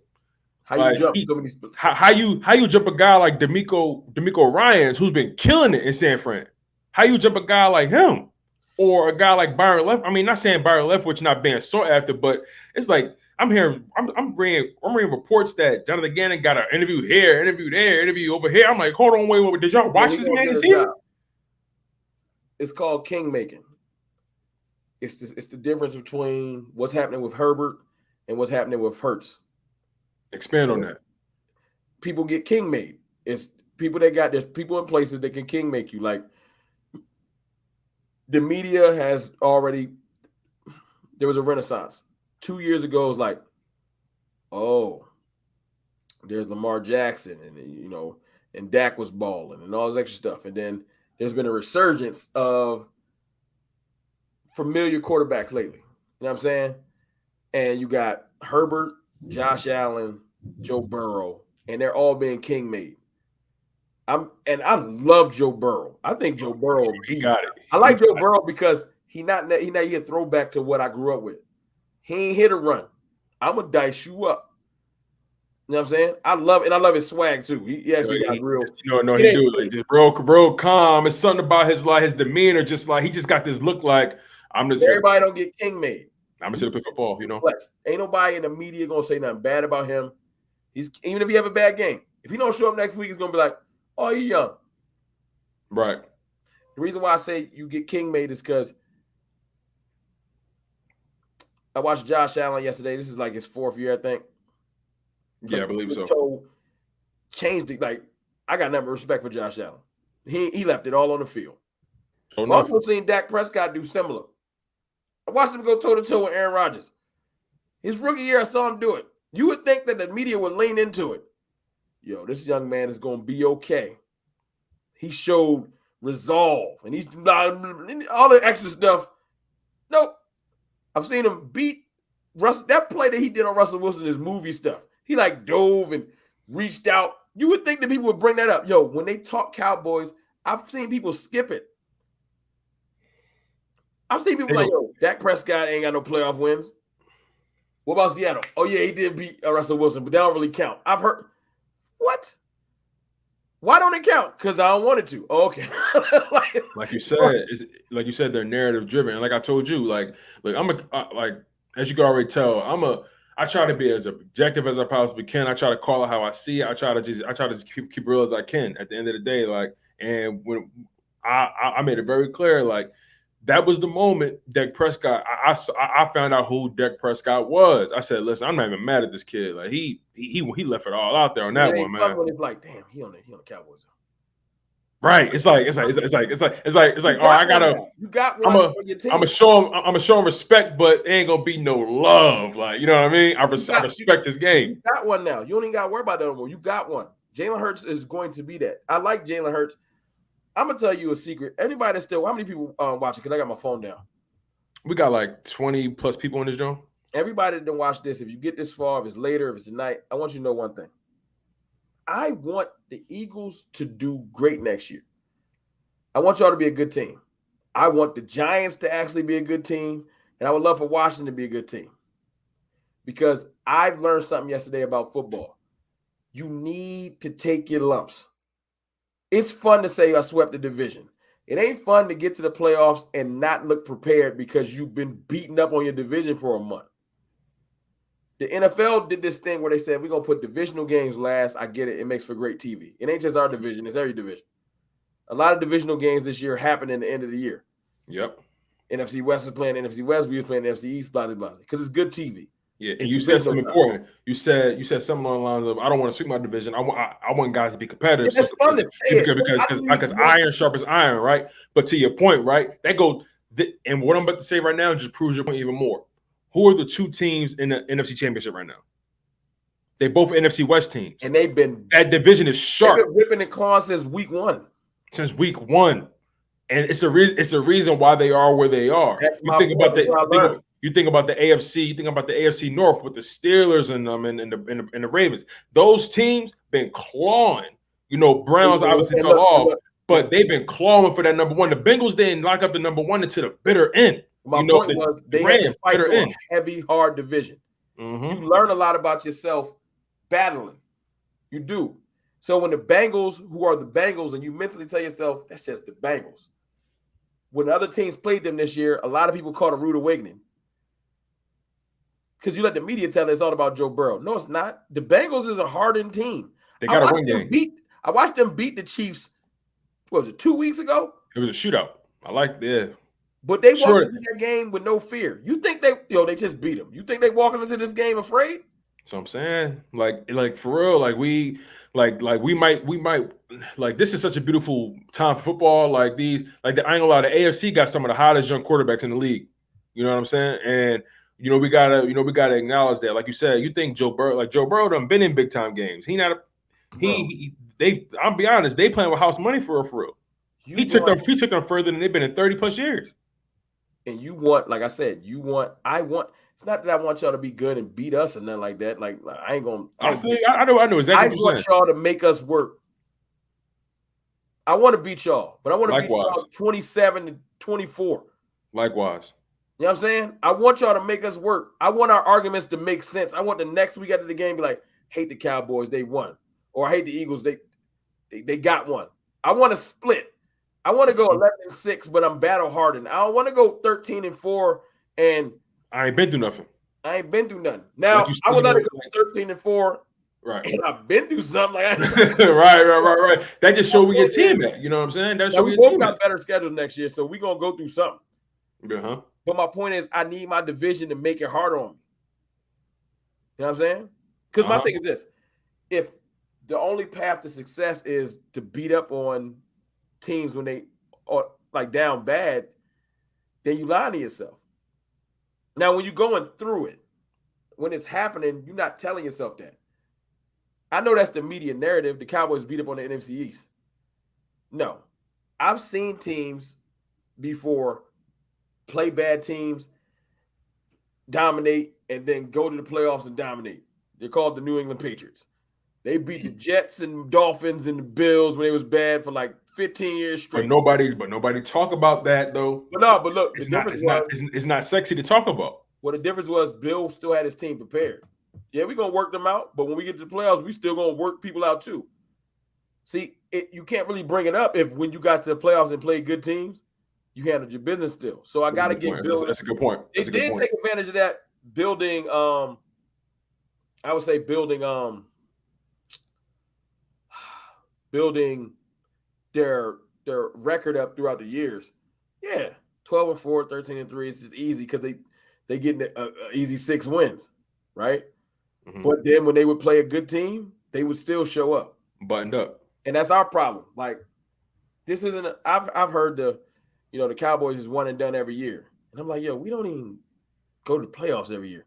Like some of the stuff that people throw out there don't even make sense. Right. Like if that was the case, then you would look back and say, oh, the Cowboys went to the playoffs the last 10 years straight. Like in the last 10 years, we've been in the playoffs 4 or 5 times. It's almost 50%, right? Mm-hmm. And the last 2 times we've been in the playoffs, we weren't one and done last time. People just ignoring it. They go from Green Bay to San Fran. They skipped the Seattle game because it don't fit their narrative. We're not always one and done. You know what I'm saying? Now, I wish we would have won the divisional game. So I guess we was 2 and done. It still ain't enough because we got to get to the championship game. But I'm gonna tell you a little secret. When we break through, it ain't gonna matter.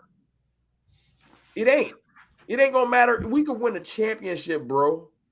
And the narrative will be, why did it take y'all so long? Wow.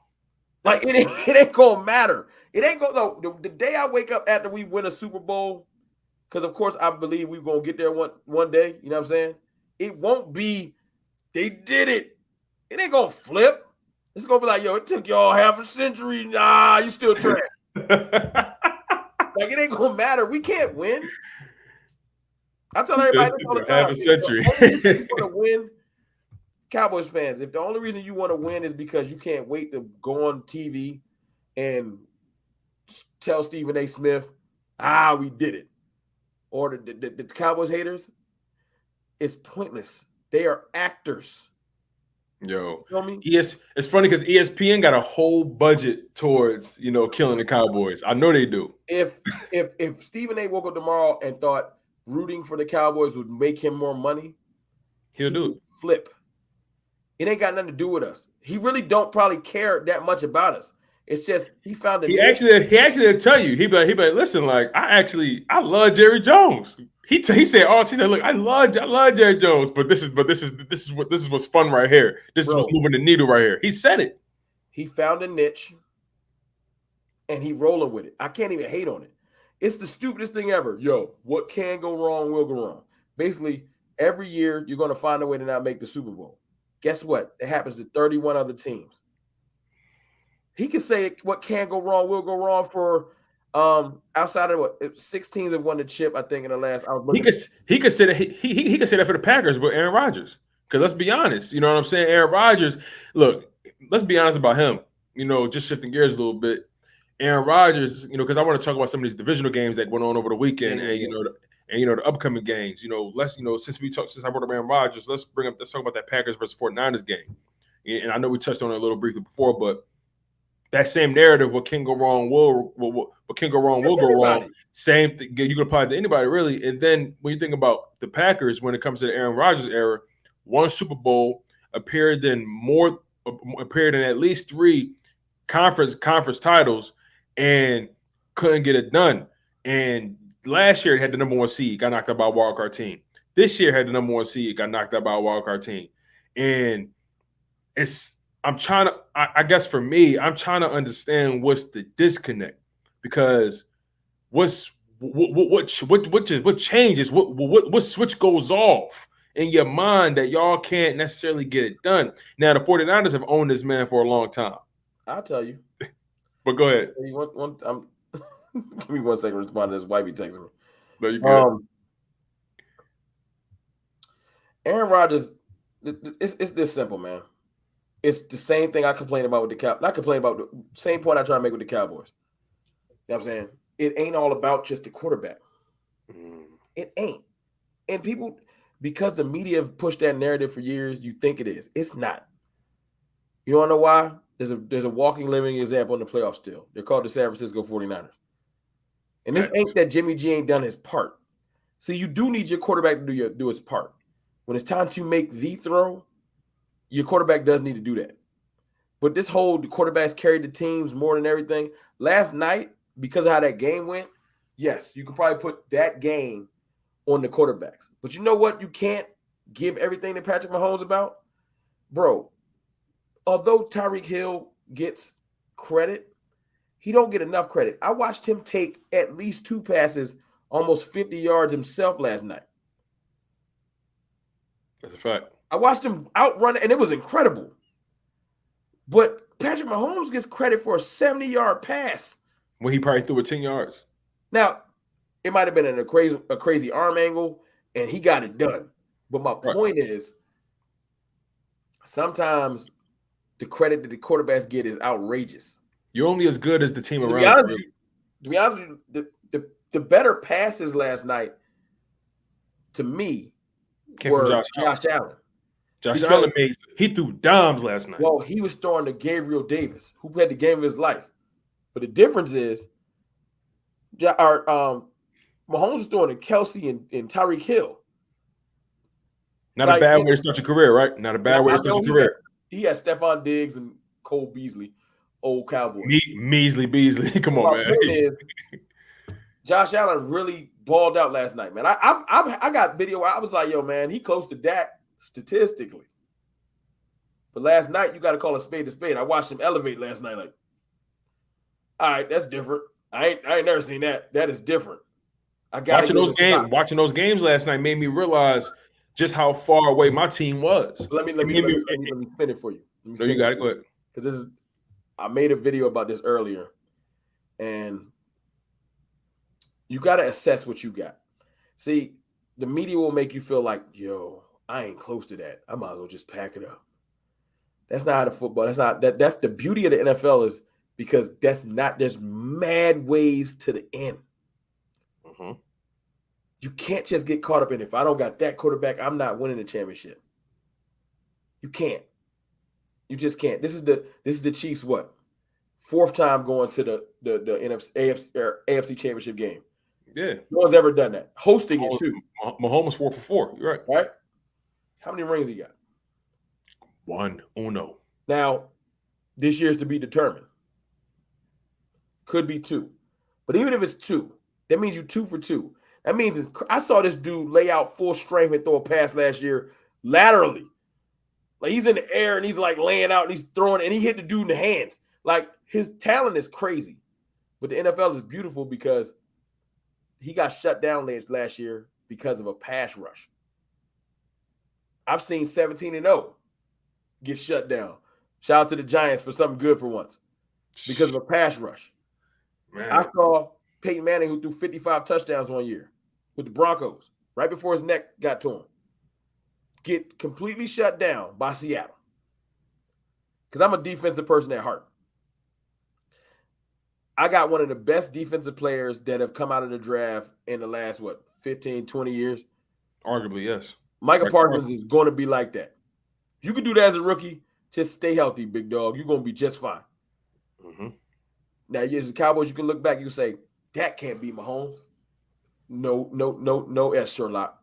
Dak don't have to. The defense got to stop Dak can't be Josh Allen. Nope, can't run like that. Don't got an arm like that. Great. Now that we've established the reality of the situation and that outside of maybe Herbert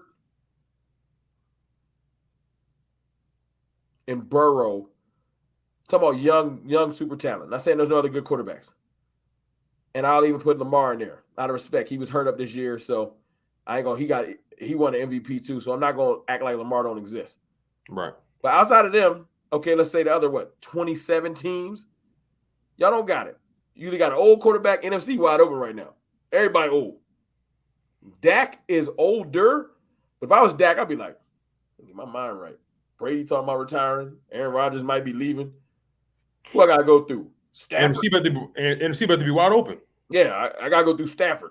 So if there's a door, he need to run through it because it's available. Right. Like the NFC playoffs can look if Brady retire and Aaron Rodgers leave. The NFC playoffs, I'm not saying there's no other good quarterbacks. I'm just saying who you got to face. Like, say, for instance, Kirk Cousins get on fire next year. Yeah, Dak Prescott, you walk in there versus Kirk Cousins, you should at least be like, oh, I can do this.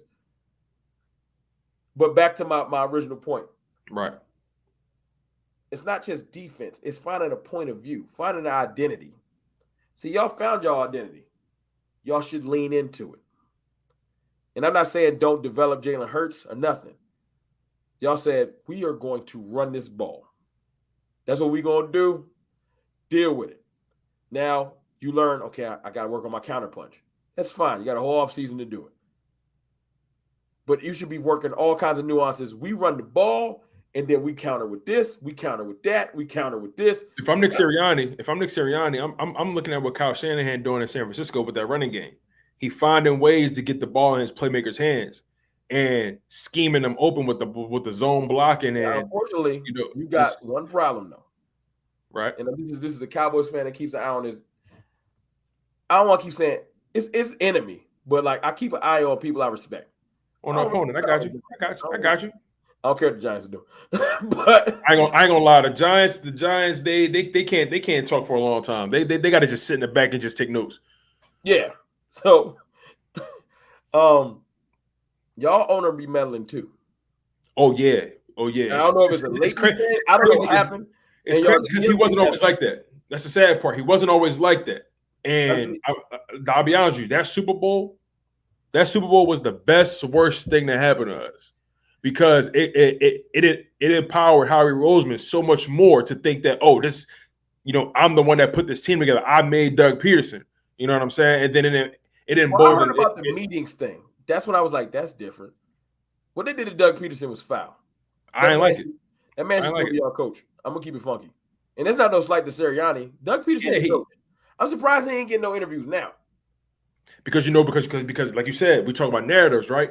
The narrative is, and again, I'm with you on this. I'm really surprised that, because if I was Doug, I'm going to Jacksonville. I'm going right there, that your quarterback, and get it figured out. But the problem is, or the narrative was, Howie Roseman made him. And I strongly disagree with that. That boy got a statue out front. Because of the end of the day, Doug Peterson. Now, to your point about McCarthy, right? You said McCarthy's not really a scheme guy. He's just a lead. McCarthy's a great quarterback. He don't in Dallas. They don't let him. Mm-hmm. Remember I said kingmaker, right? Someone that blesses you with this. Jerry Jones and them really feel like they got their Sean McVay. I don't know why. But I'm telling you what they think. So they've blessed Kellen Moore. So when McCarthy came in, they said, "You come, coach. Kellen ain't going nowhere. Don't mess with Kellen.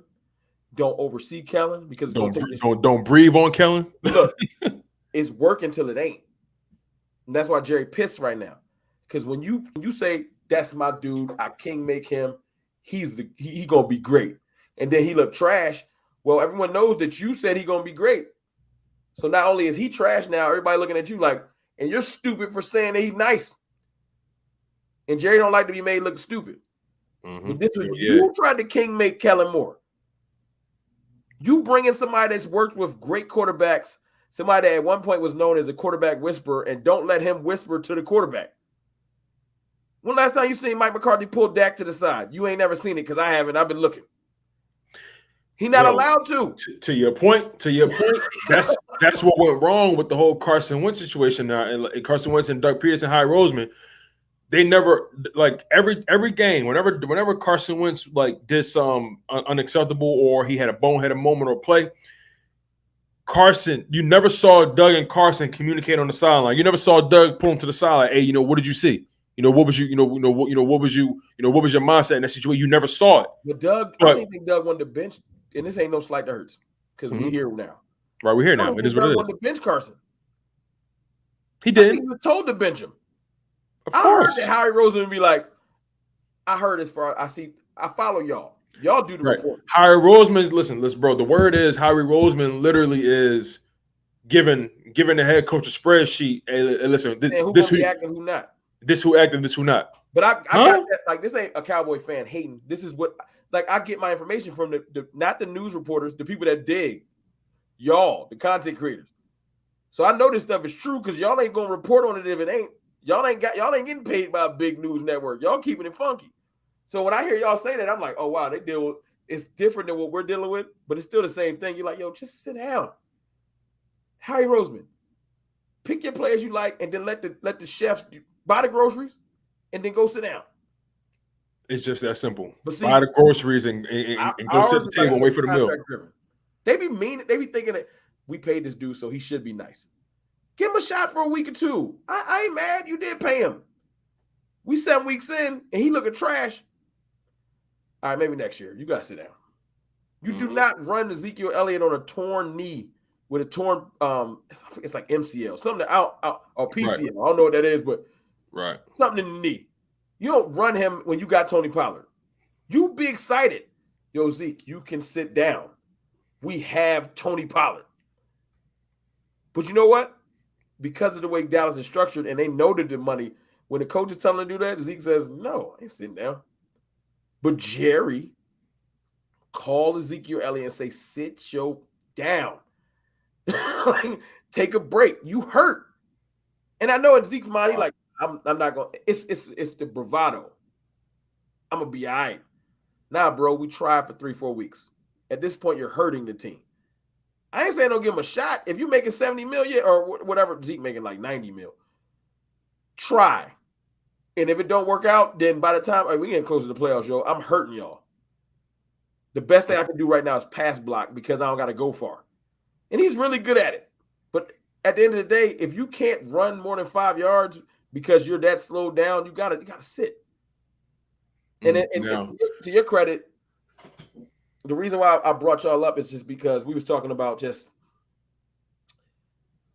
overarching front offices and how that can affect teams. And I know y'all, like right now, last night's game is going to ripple through the NFL. Last night's game is going to affect everyone. I know Harry Roseman. Listen, I know Harry Roseman saw that game, and I'm telling you that game made the Deshaun Watson market heat up like a cast iron skillet. And that game might get Mike McCarthy fired. Like Jerry Jones said, I got a lot to think about with my coaches. Period. It might take me a week or two. He really thinking about it. Well, Jerry wants Sean Payton.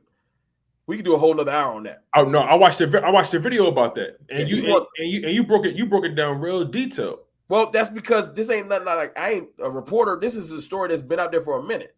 But Sean Payton got 1 year on his contract. He got just this year, so it's workable. He can get out of it if he really need to, or we need to send him a draft pick or something. If they we're gonna lose him anyway.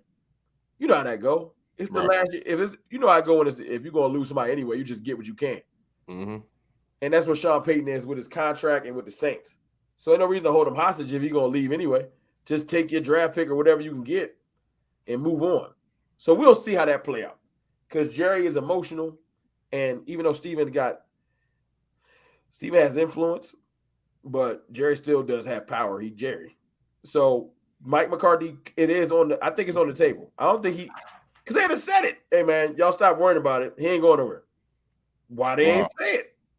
Now let me ask you this. Y'all, everything was good. They came out and said, we support Jalen. We're going to build around him. And then you watch that game, and you say, huh. That's what I'm saying. Like, I want that. Bro, like, I'm not going to lie. No, listen, I'm going to be honest with you. I'm real.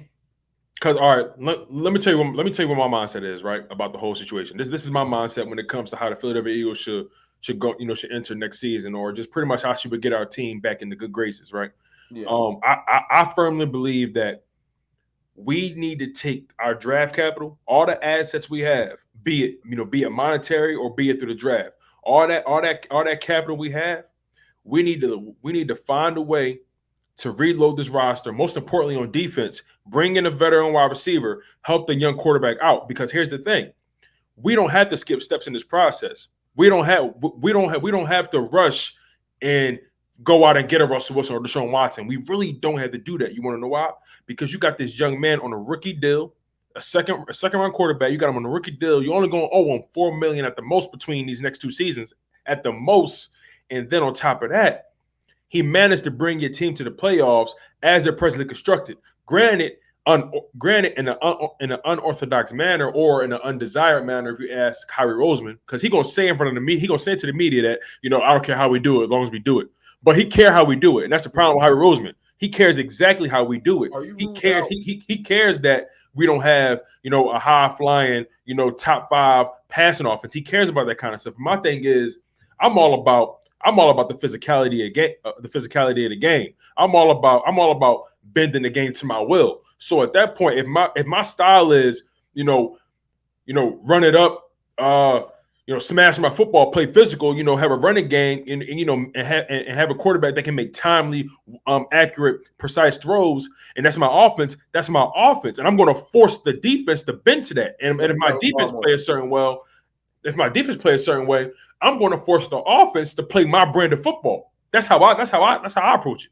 Let me drop a bomb on you. I'm gonna leave you with something to think about. There's one quarterback in this draft that I would think about, because whenever they say nobody's good, they wrong. Whenever they say everybody's good, they're usually wrong. Somebody is always one guy. I know who it is, Joe. I'm telling you, the dude from Pittsburgh. You think it's Pickett? You think it's Pickett? Okay. He made one play this year. Usually it's something that quarterback is so mental. He did something so ill that they changed the rules mid-season. You talking about the fake quarterback sneak? The fake slide. I mean the fake slide. My bad. The fake slide. I said quarterback slide. The fake slide. Because it was genius. They was like, nah, we can't have people doing that because that was OD. But the confidence to pull it off. And he got the athleticism. He's not necessarily Josh Allen. But he ain't, put like this, he's as athletic as Dak. I watched him move around. Maybe a little bit more athletic. He can move around. I think, because you got to think, this is y'all biggest dilemma. This is what I was going to say. Because of y'all point of view, any quarterback worth his salt that can make a throw would thrive in y'all system. This is the biggest detriment to Hurts. And I love for Hurts. But that whole he can't read thing that kind of snuck out there, he can't read defense 2 days ago. Look, I watched the game, man, and listen, I'm gonna be honest with you. My point is this: he struggled to find either he struggled to find it or guys couldn't get open. It might have been the nerves, though. It's still his first playoff game. And honestly, I still feel like he was nursing that injury too. I still feel like that. I believe you, but this is my point. This is how when you hire Roseman and stuff like that, you thinking, okay, the best friend of a quarterback is run game. And a tight end, in my opinion. Tight end in the running game, right? You got a top 3 run game. I'm not saying y'all not number 1. I'm just saying. I got you. We got one of the best run games in the league, right? Just because our run game ain't just predicated on running back. Our run game is because our offensive line moving people, right? So you can put almost any halfway decent back there, they're gonna eat. So we got a run game that's insulated. It ain't going nowhere because the offensive line ain't going nowhere, right? Then you say, okay, what if we do put a Kenny Pickett in this system? Can he make throws off play action? Because when our system is predicated on running, the quarterback should have plenty of time to develop. Because the years while your running game is dominating for 2-3 years, you're developing. And by the time it starts to falter, you should be done with your development to where you can carry the team. My point is, I'm not saying they would trade off 3 picks to get Kenny Pickett. I'm saying that this is a year where you could take 2 of those picks and turn it into 1. And if Kenny Pickett fall to like 15, but we got the 15th overall pick. We don't we got to move. We got 15, 16, and 19. He went to see him. Of course. He went to see him. Like I remember the little the binocular, yeah, drawn on the side. Just and right now, this is the year where somebody like that could slip because he ain't going high. And you could say, all right, we've dealt with this before. Jalen, we're going to support you. But after watching that game last night, if you go back and watch, Kenny Pickett can sling it a little bit. I would say, well, look who he played, but that don't really work in college for some reason. It just don't. I would love to say where you played matters. Some of these dudes be coming out of the weakest, and they can just sling it or they can't.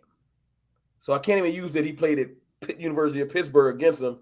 Yeah, Mahomes came out of what? Texas Tech or Texas A&M, something like that. Like who they play regularly. Like I'm saying this, and I see your point. I see your point though. Be fine, but right now we're putting on our I'm smarter than everybody in the room Howie hat because that's how you feel.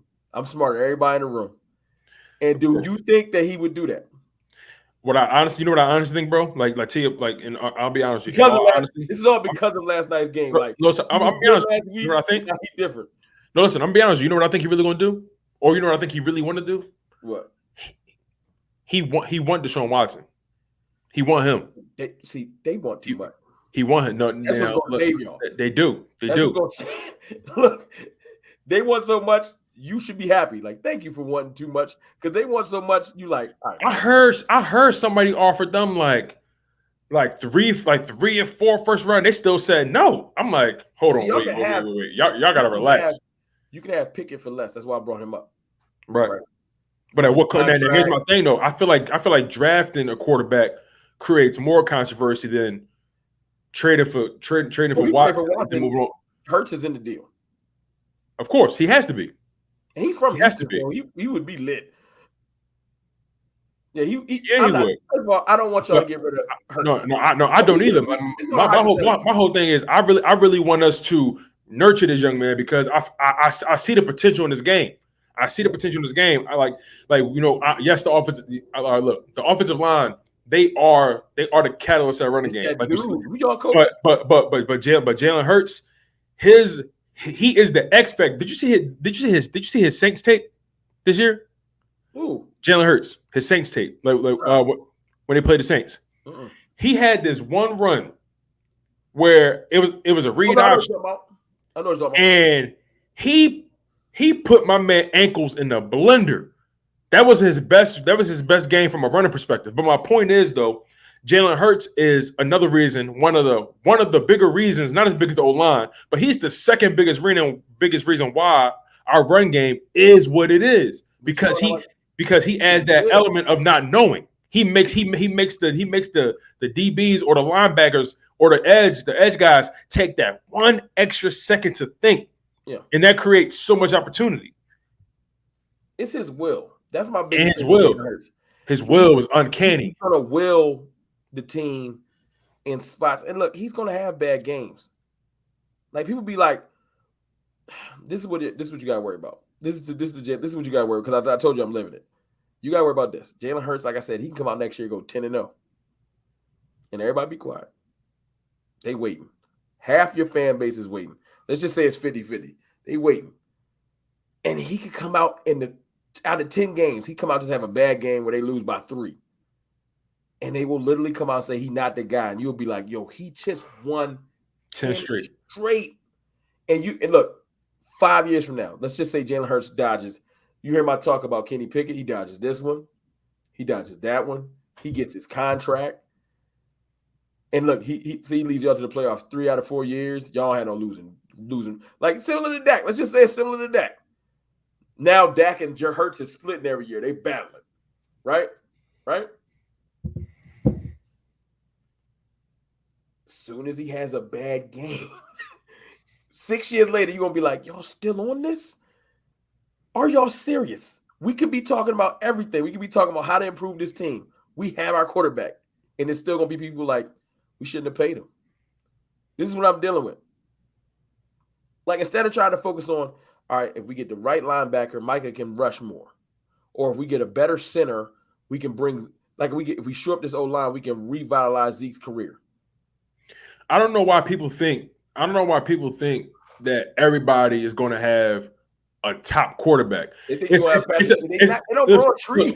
They don't grow on trees. They're not easy to find. At the end of the day, there's a pecking order. And let's be real. Man. Let's be real. Miami passed on Herbert. You think they meant to do that? Bro, I love Dak. But before Dak got paid, Herbert came into the league. If we knew Herbert would be Herbert, y'all would have drafted him. Would have took him. And I ain't even no slight to Dak. It's just you with the youth and everything like that. Sorry, Dak. This dude about to be all right. We're gonna go ahead. Yeah, but you can't predict it. And I hate how fans love to act like they purposely be choosing the wrong guy. You pick a guy based on what you think he's gonna be, and some guys can, and some guys don't. Like, I'll be honest with you, I think Dak Prescott is a quarterback that you can win with. Now, you may have to have a little more around him. You do, but I think Dak Prescott, because of his intangibles alone, I feel like you can win with a guy like him. Bro, Dak has done more. He showed me that he can do more. We just being honest. This ain't about me saying he's Patrick Mahomes and nothing like that. Dak has showed me more than I ever thought I would see from him. Right now, you're in your mind, you're like, if Hurts develop, he's gonna turn into something. You know, like what you said. When I watched the Bucs game, I said, holy crap. We got one. I'm not saying we got one like Patrick Mahomes. No, I watched it and I was like, "Whoa!" I ain't gonna lie. When I watched it, because like I watched Dak against the Buccaneers, and then I watched how he diced us up that game, and I'm like, I saw Dak can make all the throws now. I was like, "Whoa!" That's like all the throws. I mean, like not the abnormal 70-yard bomb off the back leg, Patrick Mahomes. No, I know what you mean. That don't even count as all the throws because only 2 people can do that. Bro. That's all his throws. Right. all the normal throws. Right. But everybody, like, what is going on with people where they think everybody can be that guy? Like, that's not us. The quarterback position is not an exact science. I would love it. But you know what? It's something about like for example, real quick, do people think really the best quarterback win the Super Bowl every year? That's not true at all. I made that point earlier. That's my point. If that was the case, Aaron Rodgers would win every year, but he don't. And look, and you know what? He didn't play good. Was it yesterday? It was yesterday. No, the day before yesterday. He didn't. There ain't no excuse for Aaron Rodgers right now. He, like Dak did not play good. Don't let me praising him in other moments saying, "Oh, he did good in the Bucs game." Get away from I want Dak to watch this year. What's going to happen this offseason? I want Dak to get jumped. He's about to get jumped by Burrow, Herbert, Allen. Like, when they talk quarterbacks, Dak's going to be scraping 9 or 10. And it's good for him. I hope that most of the list come out here 11th. You know why? Not because I believe he 11th, because I feel like he thrives better when he's doubted. Oh, I'm glad you said that, because my guy, Jalen Hurts, he was, and this is only Chris Sims' list, but he wasn't even in the top 40. Yep. Wasn't even in the top 40. He was bugging. You basically saying there's 8 backups better than him too. And he was wilding. You wilding for that. And I watched him big him up the other day, and I was looking at him like, it's like, you know what? I'm gonna let you live because you came to your senses. But my thing, but like you said, but you, it's like you don't want to be the only one in the party not dancing. So he had to come to his senses. But my thing is, but let me ask you this though: where would you, to your point, right, about ranking guys, and you said Dak potentially maybe scraping top 10, maybe 9 or 8 or whatever. We can jump by everybody. Where would you put Jalen Hurts as far as in the quarterback rankings right now today? Because I'm gonna say, because I know his deficiencies, I'm gonna say Jalen Hurts is top 15. I would say this is 100%. I want his passing to improve. Agreed. I want his passing to improve, and I think his passing will improve. So take this with a grain of salt. Right now, presently, because of his passing, 16 touchdowns, they would probably slot him between 20 and 25 because they're not going to factor in running, because they don't the national narrative, they don't want to do it like Lamar. They don't want to do it like Josh Allen. And even though he's incredible at running, they're not going to do that. They're going to just be like, he only got 16 touchdowns. And he don't turn the ball over. I think only 8 interceptions or 9 interceptions, something like that. Don't turn the ball over. Protect the ball. Wise, I got him 15 to 20. I don't know where you want to put him in there. I really do feel like because of his talent and his drive, he's pushing. Like, and that's actually a compliment. This isn't me slighting him, because right. I'm telling you that I feel like my own quarterback right now is probably going to be slotted somewhere between 9, 10, and 11. Now to your point, right? Would you rather have? Now, this is probably a redundant question, but I just need to know where your head at with this. Would you rather have talent that doesn't work as hard, or a harder worker that doesn't have as much as the talent? Hard work beats talent every time. And that's why I think Dak Prescott is where he is, and that's why I think Jalen Hurts is going to be where he need to be soon. Need to drive. Hope that they put Jalen Hurts 20 to 25. Hope that he's not going to get to 40 no more. That already happened. Hope that they still doubt him for his development's sake. It's good for him. It's good that video came out, because he's the type of person that watch that clip every morning. He can't read. Now, when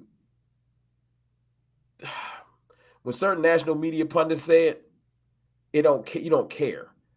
Like if Nick Wright come out and say Jalen Hurts can't read defenses, you don't care. You're in the National Football League, you starting. So when the defensive coordinator gets caught on tape saying he can't read, it don't matter.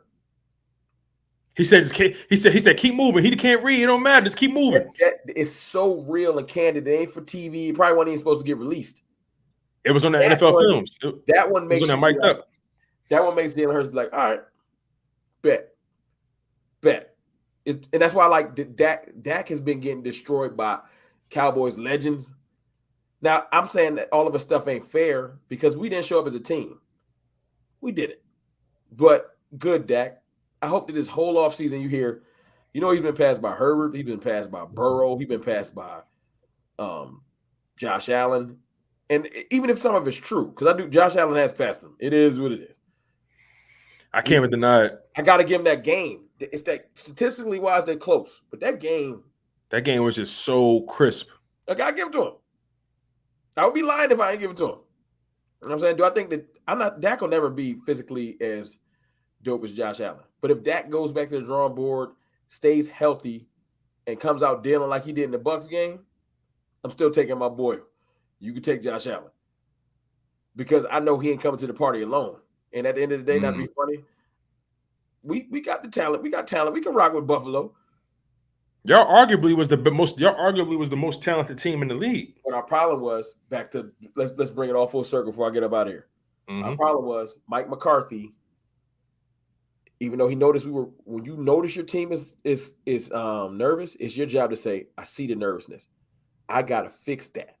Maybe not for everybody, but I gotta fix that. And he assessed that he's seen it, but he did. I noticed he didn't bring up. I tried to do this. You just hope that they was gonna figure it out. You know what I'm saying? There's coaches like Mike Tomlin. Mike Tomlin, if you're nervous, Mike Tomlin will give a speech, and I will put on some pads right now and get broke up on the field. But right. I'll go out there thinking I can do something because you know how it is. Right. Put that battery in your back. And some people just got the pulse of their team. Like, I'll give Nick Sirianni some credit. I do feel like he was searching earlier because he's young. And he found it. I know everybody like to say it was the flower speech. I don't think it was necessarily the flower speech. I think he found real quick though, because like you said, I know we cutting it close, but Nick Sirianni, I think a similar thing that would drove Hurts. I ain't gonna lie, I kind of think Hurts and Sirianni are a match made in heaven for this one reason. You probably love they are, well, two things. They both seem as though they can speak candidly with each other. Perfect example in that Washington game where Jalen Hurts turned the ball over twice in the first half. He got right with him on the sideline. Got right with him, and ever since then, and from that point forward, he was willing and dealing in that game. Then he got coached hard. It's good. He got coached hard, and he thrives on that because got too many friends in Dallas. That might be. Kellen Moore is his buddy. They was both players at one point. I would love for Mike to say, "Yo, Dak, you trash today," and he'd be like, "Hold on, I ain't heard that in a while." Yeah, you trash. Get it together. Because anyway, my fault. I want no. I feel you on that, but like I said, this is why I think Nick Sirianni and Hurts are a match made in heaven because, like you said you don't think it was the flower speech, but let me bounce off of that real quick. I think on top of him just figuring out and adapting his play style and his game plan because he wanted to come out slinging it earlier on. But he realized what he had, and he had to rotate it a little bit. But I think Hurts and Sirianni thrive off of the same battery, and that's doubt, that's hate, that's people making fun of you for your deficiencies. Because he was clowning Sirianni from the beginning. It started with his press conference. Team was Sirianni tapped into it. Not many coaches are willing to do that. Most coaches say, "Well, this is what I run," and then you're gonna do it or you're not. Not many coaches pay attention. This is when you can say, I'm trying to sling it. You have one good game running the ball, and you be like, that was cool. I'm slinging it. Or you can be smart. We ran the ball today, and my team rallied around that. We about to be doing that. That's they responded. Smart, right? Yeah. Kyle Shanahan. Jimmy Garoppolo cannot throw 30 times, but he can throw 18. And it works. And my team loves it. And Debo and them coming out with a boombox, and he riding a bike. And whatever's happening, I'm leaning into it, right? My team, super corporate. This is what pisses me off. It ain't that I want us to jock somebody and come out and try and do the boombox thing. But I would love for them to just let people do them. You feel me? Stop trying to toe that corporate line. That's our biggest problem. You know what I'm saying? It's just Mike McCarthy, I feel like earlier in this year, the team was really rallying together. And then when the front office started, at one point we was moving offensive line around, not because we had to, but because we were getting told that we should. One game, we were having like offensive lines come out per series. We had a game this year where Lyle Collins did a series and Terrence Steele did a series. Not because nobody was hurt, just because they think it's okay to freestyle linemen in the middle of the year. That's what I'm talking about, the meddling part. You feel me? So the offensive line is the one place you don't want to do that. just shuffling people around. You know what? You play center this drive. Hey, dog, what? like that get his head blown off. Oh, all right, go back to tackle. Dog, you know what I'm saying? But oh man, I'll say this, man. I'll say that we got a lot of months, so me and you can definitely get back in here and chop this up because oh yeah, for sure, man. I enjoyed this real football conversation and not just. There'll be time for us to slight each other. That's always going to come. But I thrive in me personally. I thrive in these situations because I really, like I said, like you said, we could kiki and joke all day, but at some point we got to get back to the game. You can joke, you can have the most clever punchline, but at the end of the day, guys just got to play football, and guys just got to talk about what the facts are. Because you know what happens when you lie to yourself about what your opponent brings to the table, then you have no right to be shocked when they can actually play. That's niggas' problem. Pardon my language. But you good? What'll happen is you spend the whole offseason saying the Cowboys is trash. The Cowboys ain't got no talent. I mean, the Cowboys' talent is overrated. The Cowboys can't do this. The Cowboys do that. And then when we, not the second game, but the first game, when we show up and we can actually play some, you're like, that was lucky. You don't want to admit it. But if you would have acknowledged, they're a decent team, we should probably prep this week. like, you know what I'm saying? It's kind of like this. Trayvon Diggs ain't really good. PFF keeps saying it. They trash. And then you got somebody like Taylor Heineke is like, I'm about to throw right at him first play. Interception. All right. He said, all right. I probably shouldn't have just went straight at him. Probably should have double moved him. Like, you feel what I'm saying? Like, yeah. It's when you start lining, and that's like us saying, Eagles is washed. Eagles can't run the ball. That's all pop and circumstance. And then when we do play y'all again next year, if we take y'all lightly, we will lose. When I said earlier I want y'all to do well, is because I do want y'all to bring y'all A game. Because I expect it. I don't expect us to get the let's focus on the first game. I don't expect that again. You know what I'm saying? We got that one. Good. I'll hold on to it if we got to talk trash. But the reality of the situation is I expect y'all to be better. But in turn, y'all should be like, Micah Parsons got a year under his belt now. Trayvon Diggs has been told that although he had 11 interceptions, he shouldn't even come back on this field. PFF got him rated like the 300th corner, like something retarded. So literally, if you go look at it, like he's rated like the 135th corner. Seriously. Man, PFF, you got to take them with a grain of salt anyway. But that's my point. But good. I want him to.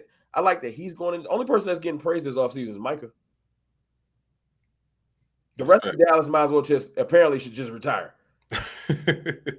Everybody else is overrated. From CeeDee Lamb to Amari Cooper to our offensive line got whooped and Randy Gregory overrated and D. I'm glad that I wanted to sizzle in their spirit. I want them to be like, they don't think we can do nothing. Now, I feel like Micah's driven enough that it won't go to his head. I feel like Micah going to be good regardless. But the rest of the players, I'm glad that every last one of y'all, every coach, except for Dan Quinn, but he gone. Everybody, Mike McCarthy's getting told that he trash. Dak Prescott is, but like I said, when they do that those lists that start coming out, don't be surprised if I already know it's coming. If he ain't in the top 10, and in good form. I hope that he I had one little bad year. The year that he broke the Cowboys touchdown record, right? And you could take the 5 away from the last week. Take the 5 away from the last game. Dak still threw 32 touchdowns. That's a hell of a season. How you get told you trash when you threw 32 touchdowns? That's the average of 2 a game. That's winning football. My point is, and I know he threw 37. I'm just taking the last week away. My point is, you have a decent year, you get told you trash. Zeke, I'll give him mulligan. He was hurt. He wouldn't sit down, but he was hurt. Right. Our offensive line did get whooped. Ty Smith looked trash. They got whooped. Our defensive line, when it really counted, 0 sacks versus the Niners. I don't even think we got any pressures. You know what I'm saying? It is what it is. I already gave you my reasons why. I told you why we complain about the refs and everything. I was real. But at the end of the day, when I said earlier about when it's winning time, you show up and you don't, until they show up, man, I can't call them dudes superstars. You stars in Dallas. Everybody love you. But if you want, and I ain't talking about waiting into the playoffs, there's going to be plenty of times next year for winning moments. We got the Titans on our schedule. We got the Bucks on our schedule. We got the Rams on our schedule. There's moments, and look, and we got y'all on our schedule. There's going to be plenty of times next year to start showing when it's crucial, you can handle our business. And I'm glad that our schedule's shaping up like that. I hope we get some of them games early. Mm-hmm. I want to just see, like, because this year, if you go back and watch my video, my confidence ballooned because I wanted the measure and stick of the Bucks game. And I still believe it, even though we didn't go far. When I saw the Bucks game, I said, oh, we can play with anybody. You know what I'm saying? And I think that carried us. So I hope we get a good game coming out the blocks. I hope it's somebody like Tennessee, a good physical team. I feel you. You know what I'm saying? Because I want to see y'all got beat up, disrespected the whole 9 months. This just started. We 2 weeks in. This disrespect gonna get thorough. Mm-hmm. And like you said for Jalen, I'm telling you, that video, he probably got that clip in his phone. He gonna watch it every morning. All right. He can't read. He probably like, all right, let's get to work. And he gonna be better for it. Hopefully y'all don't groom this dude and then Howie, and then he end up somewhere like Denver and turn into a man child, and you like, man.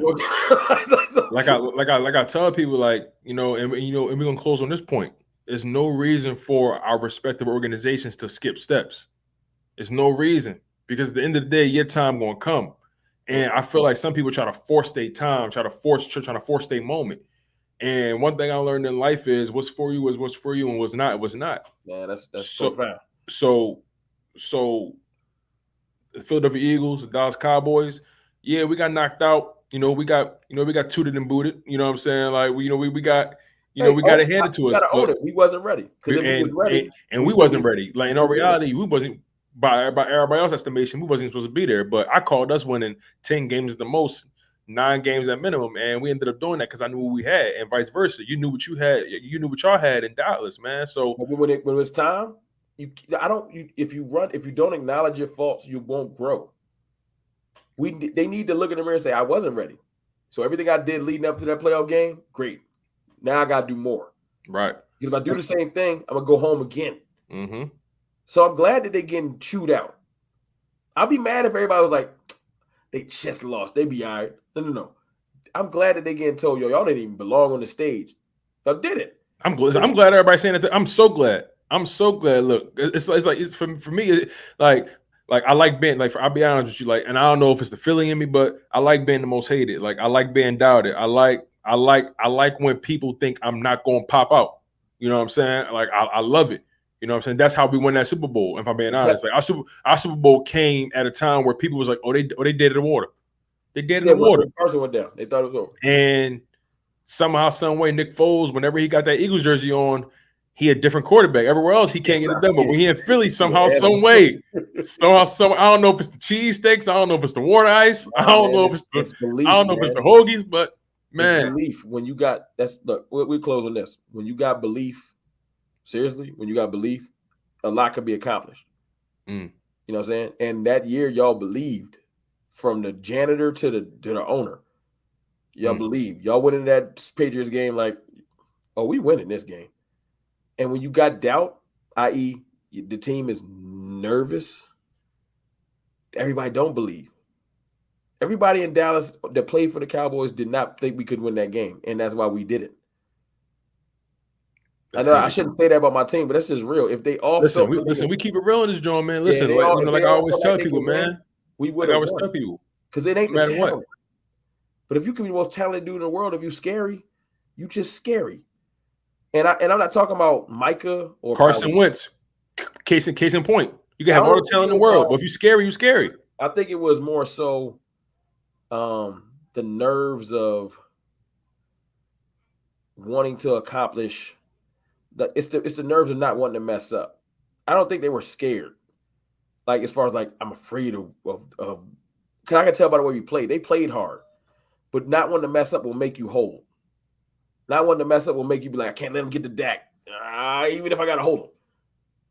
Or Randy Gregory.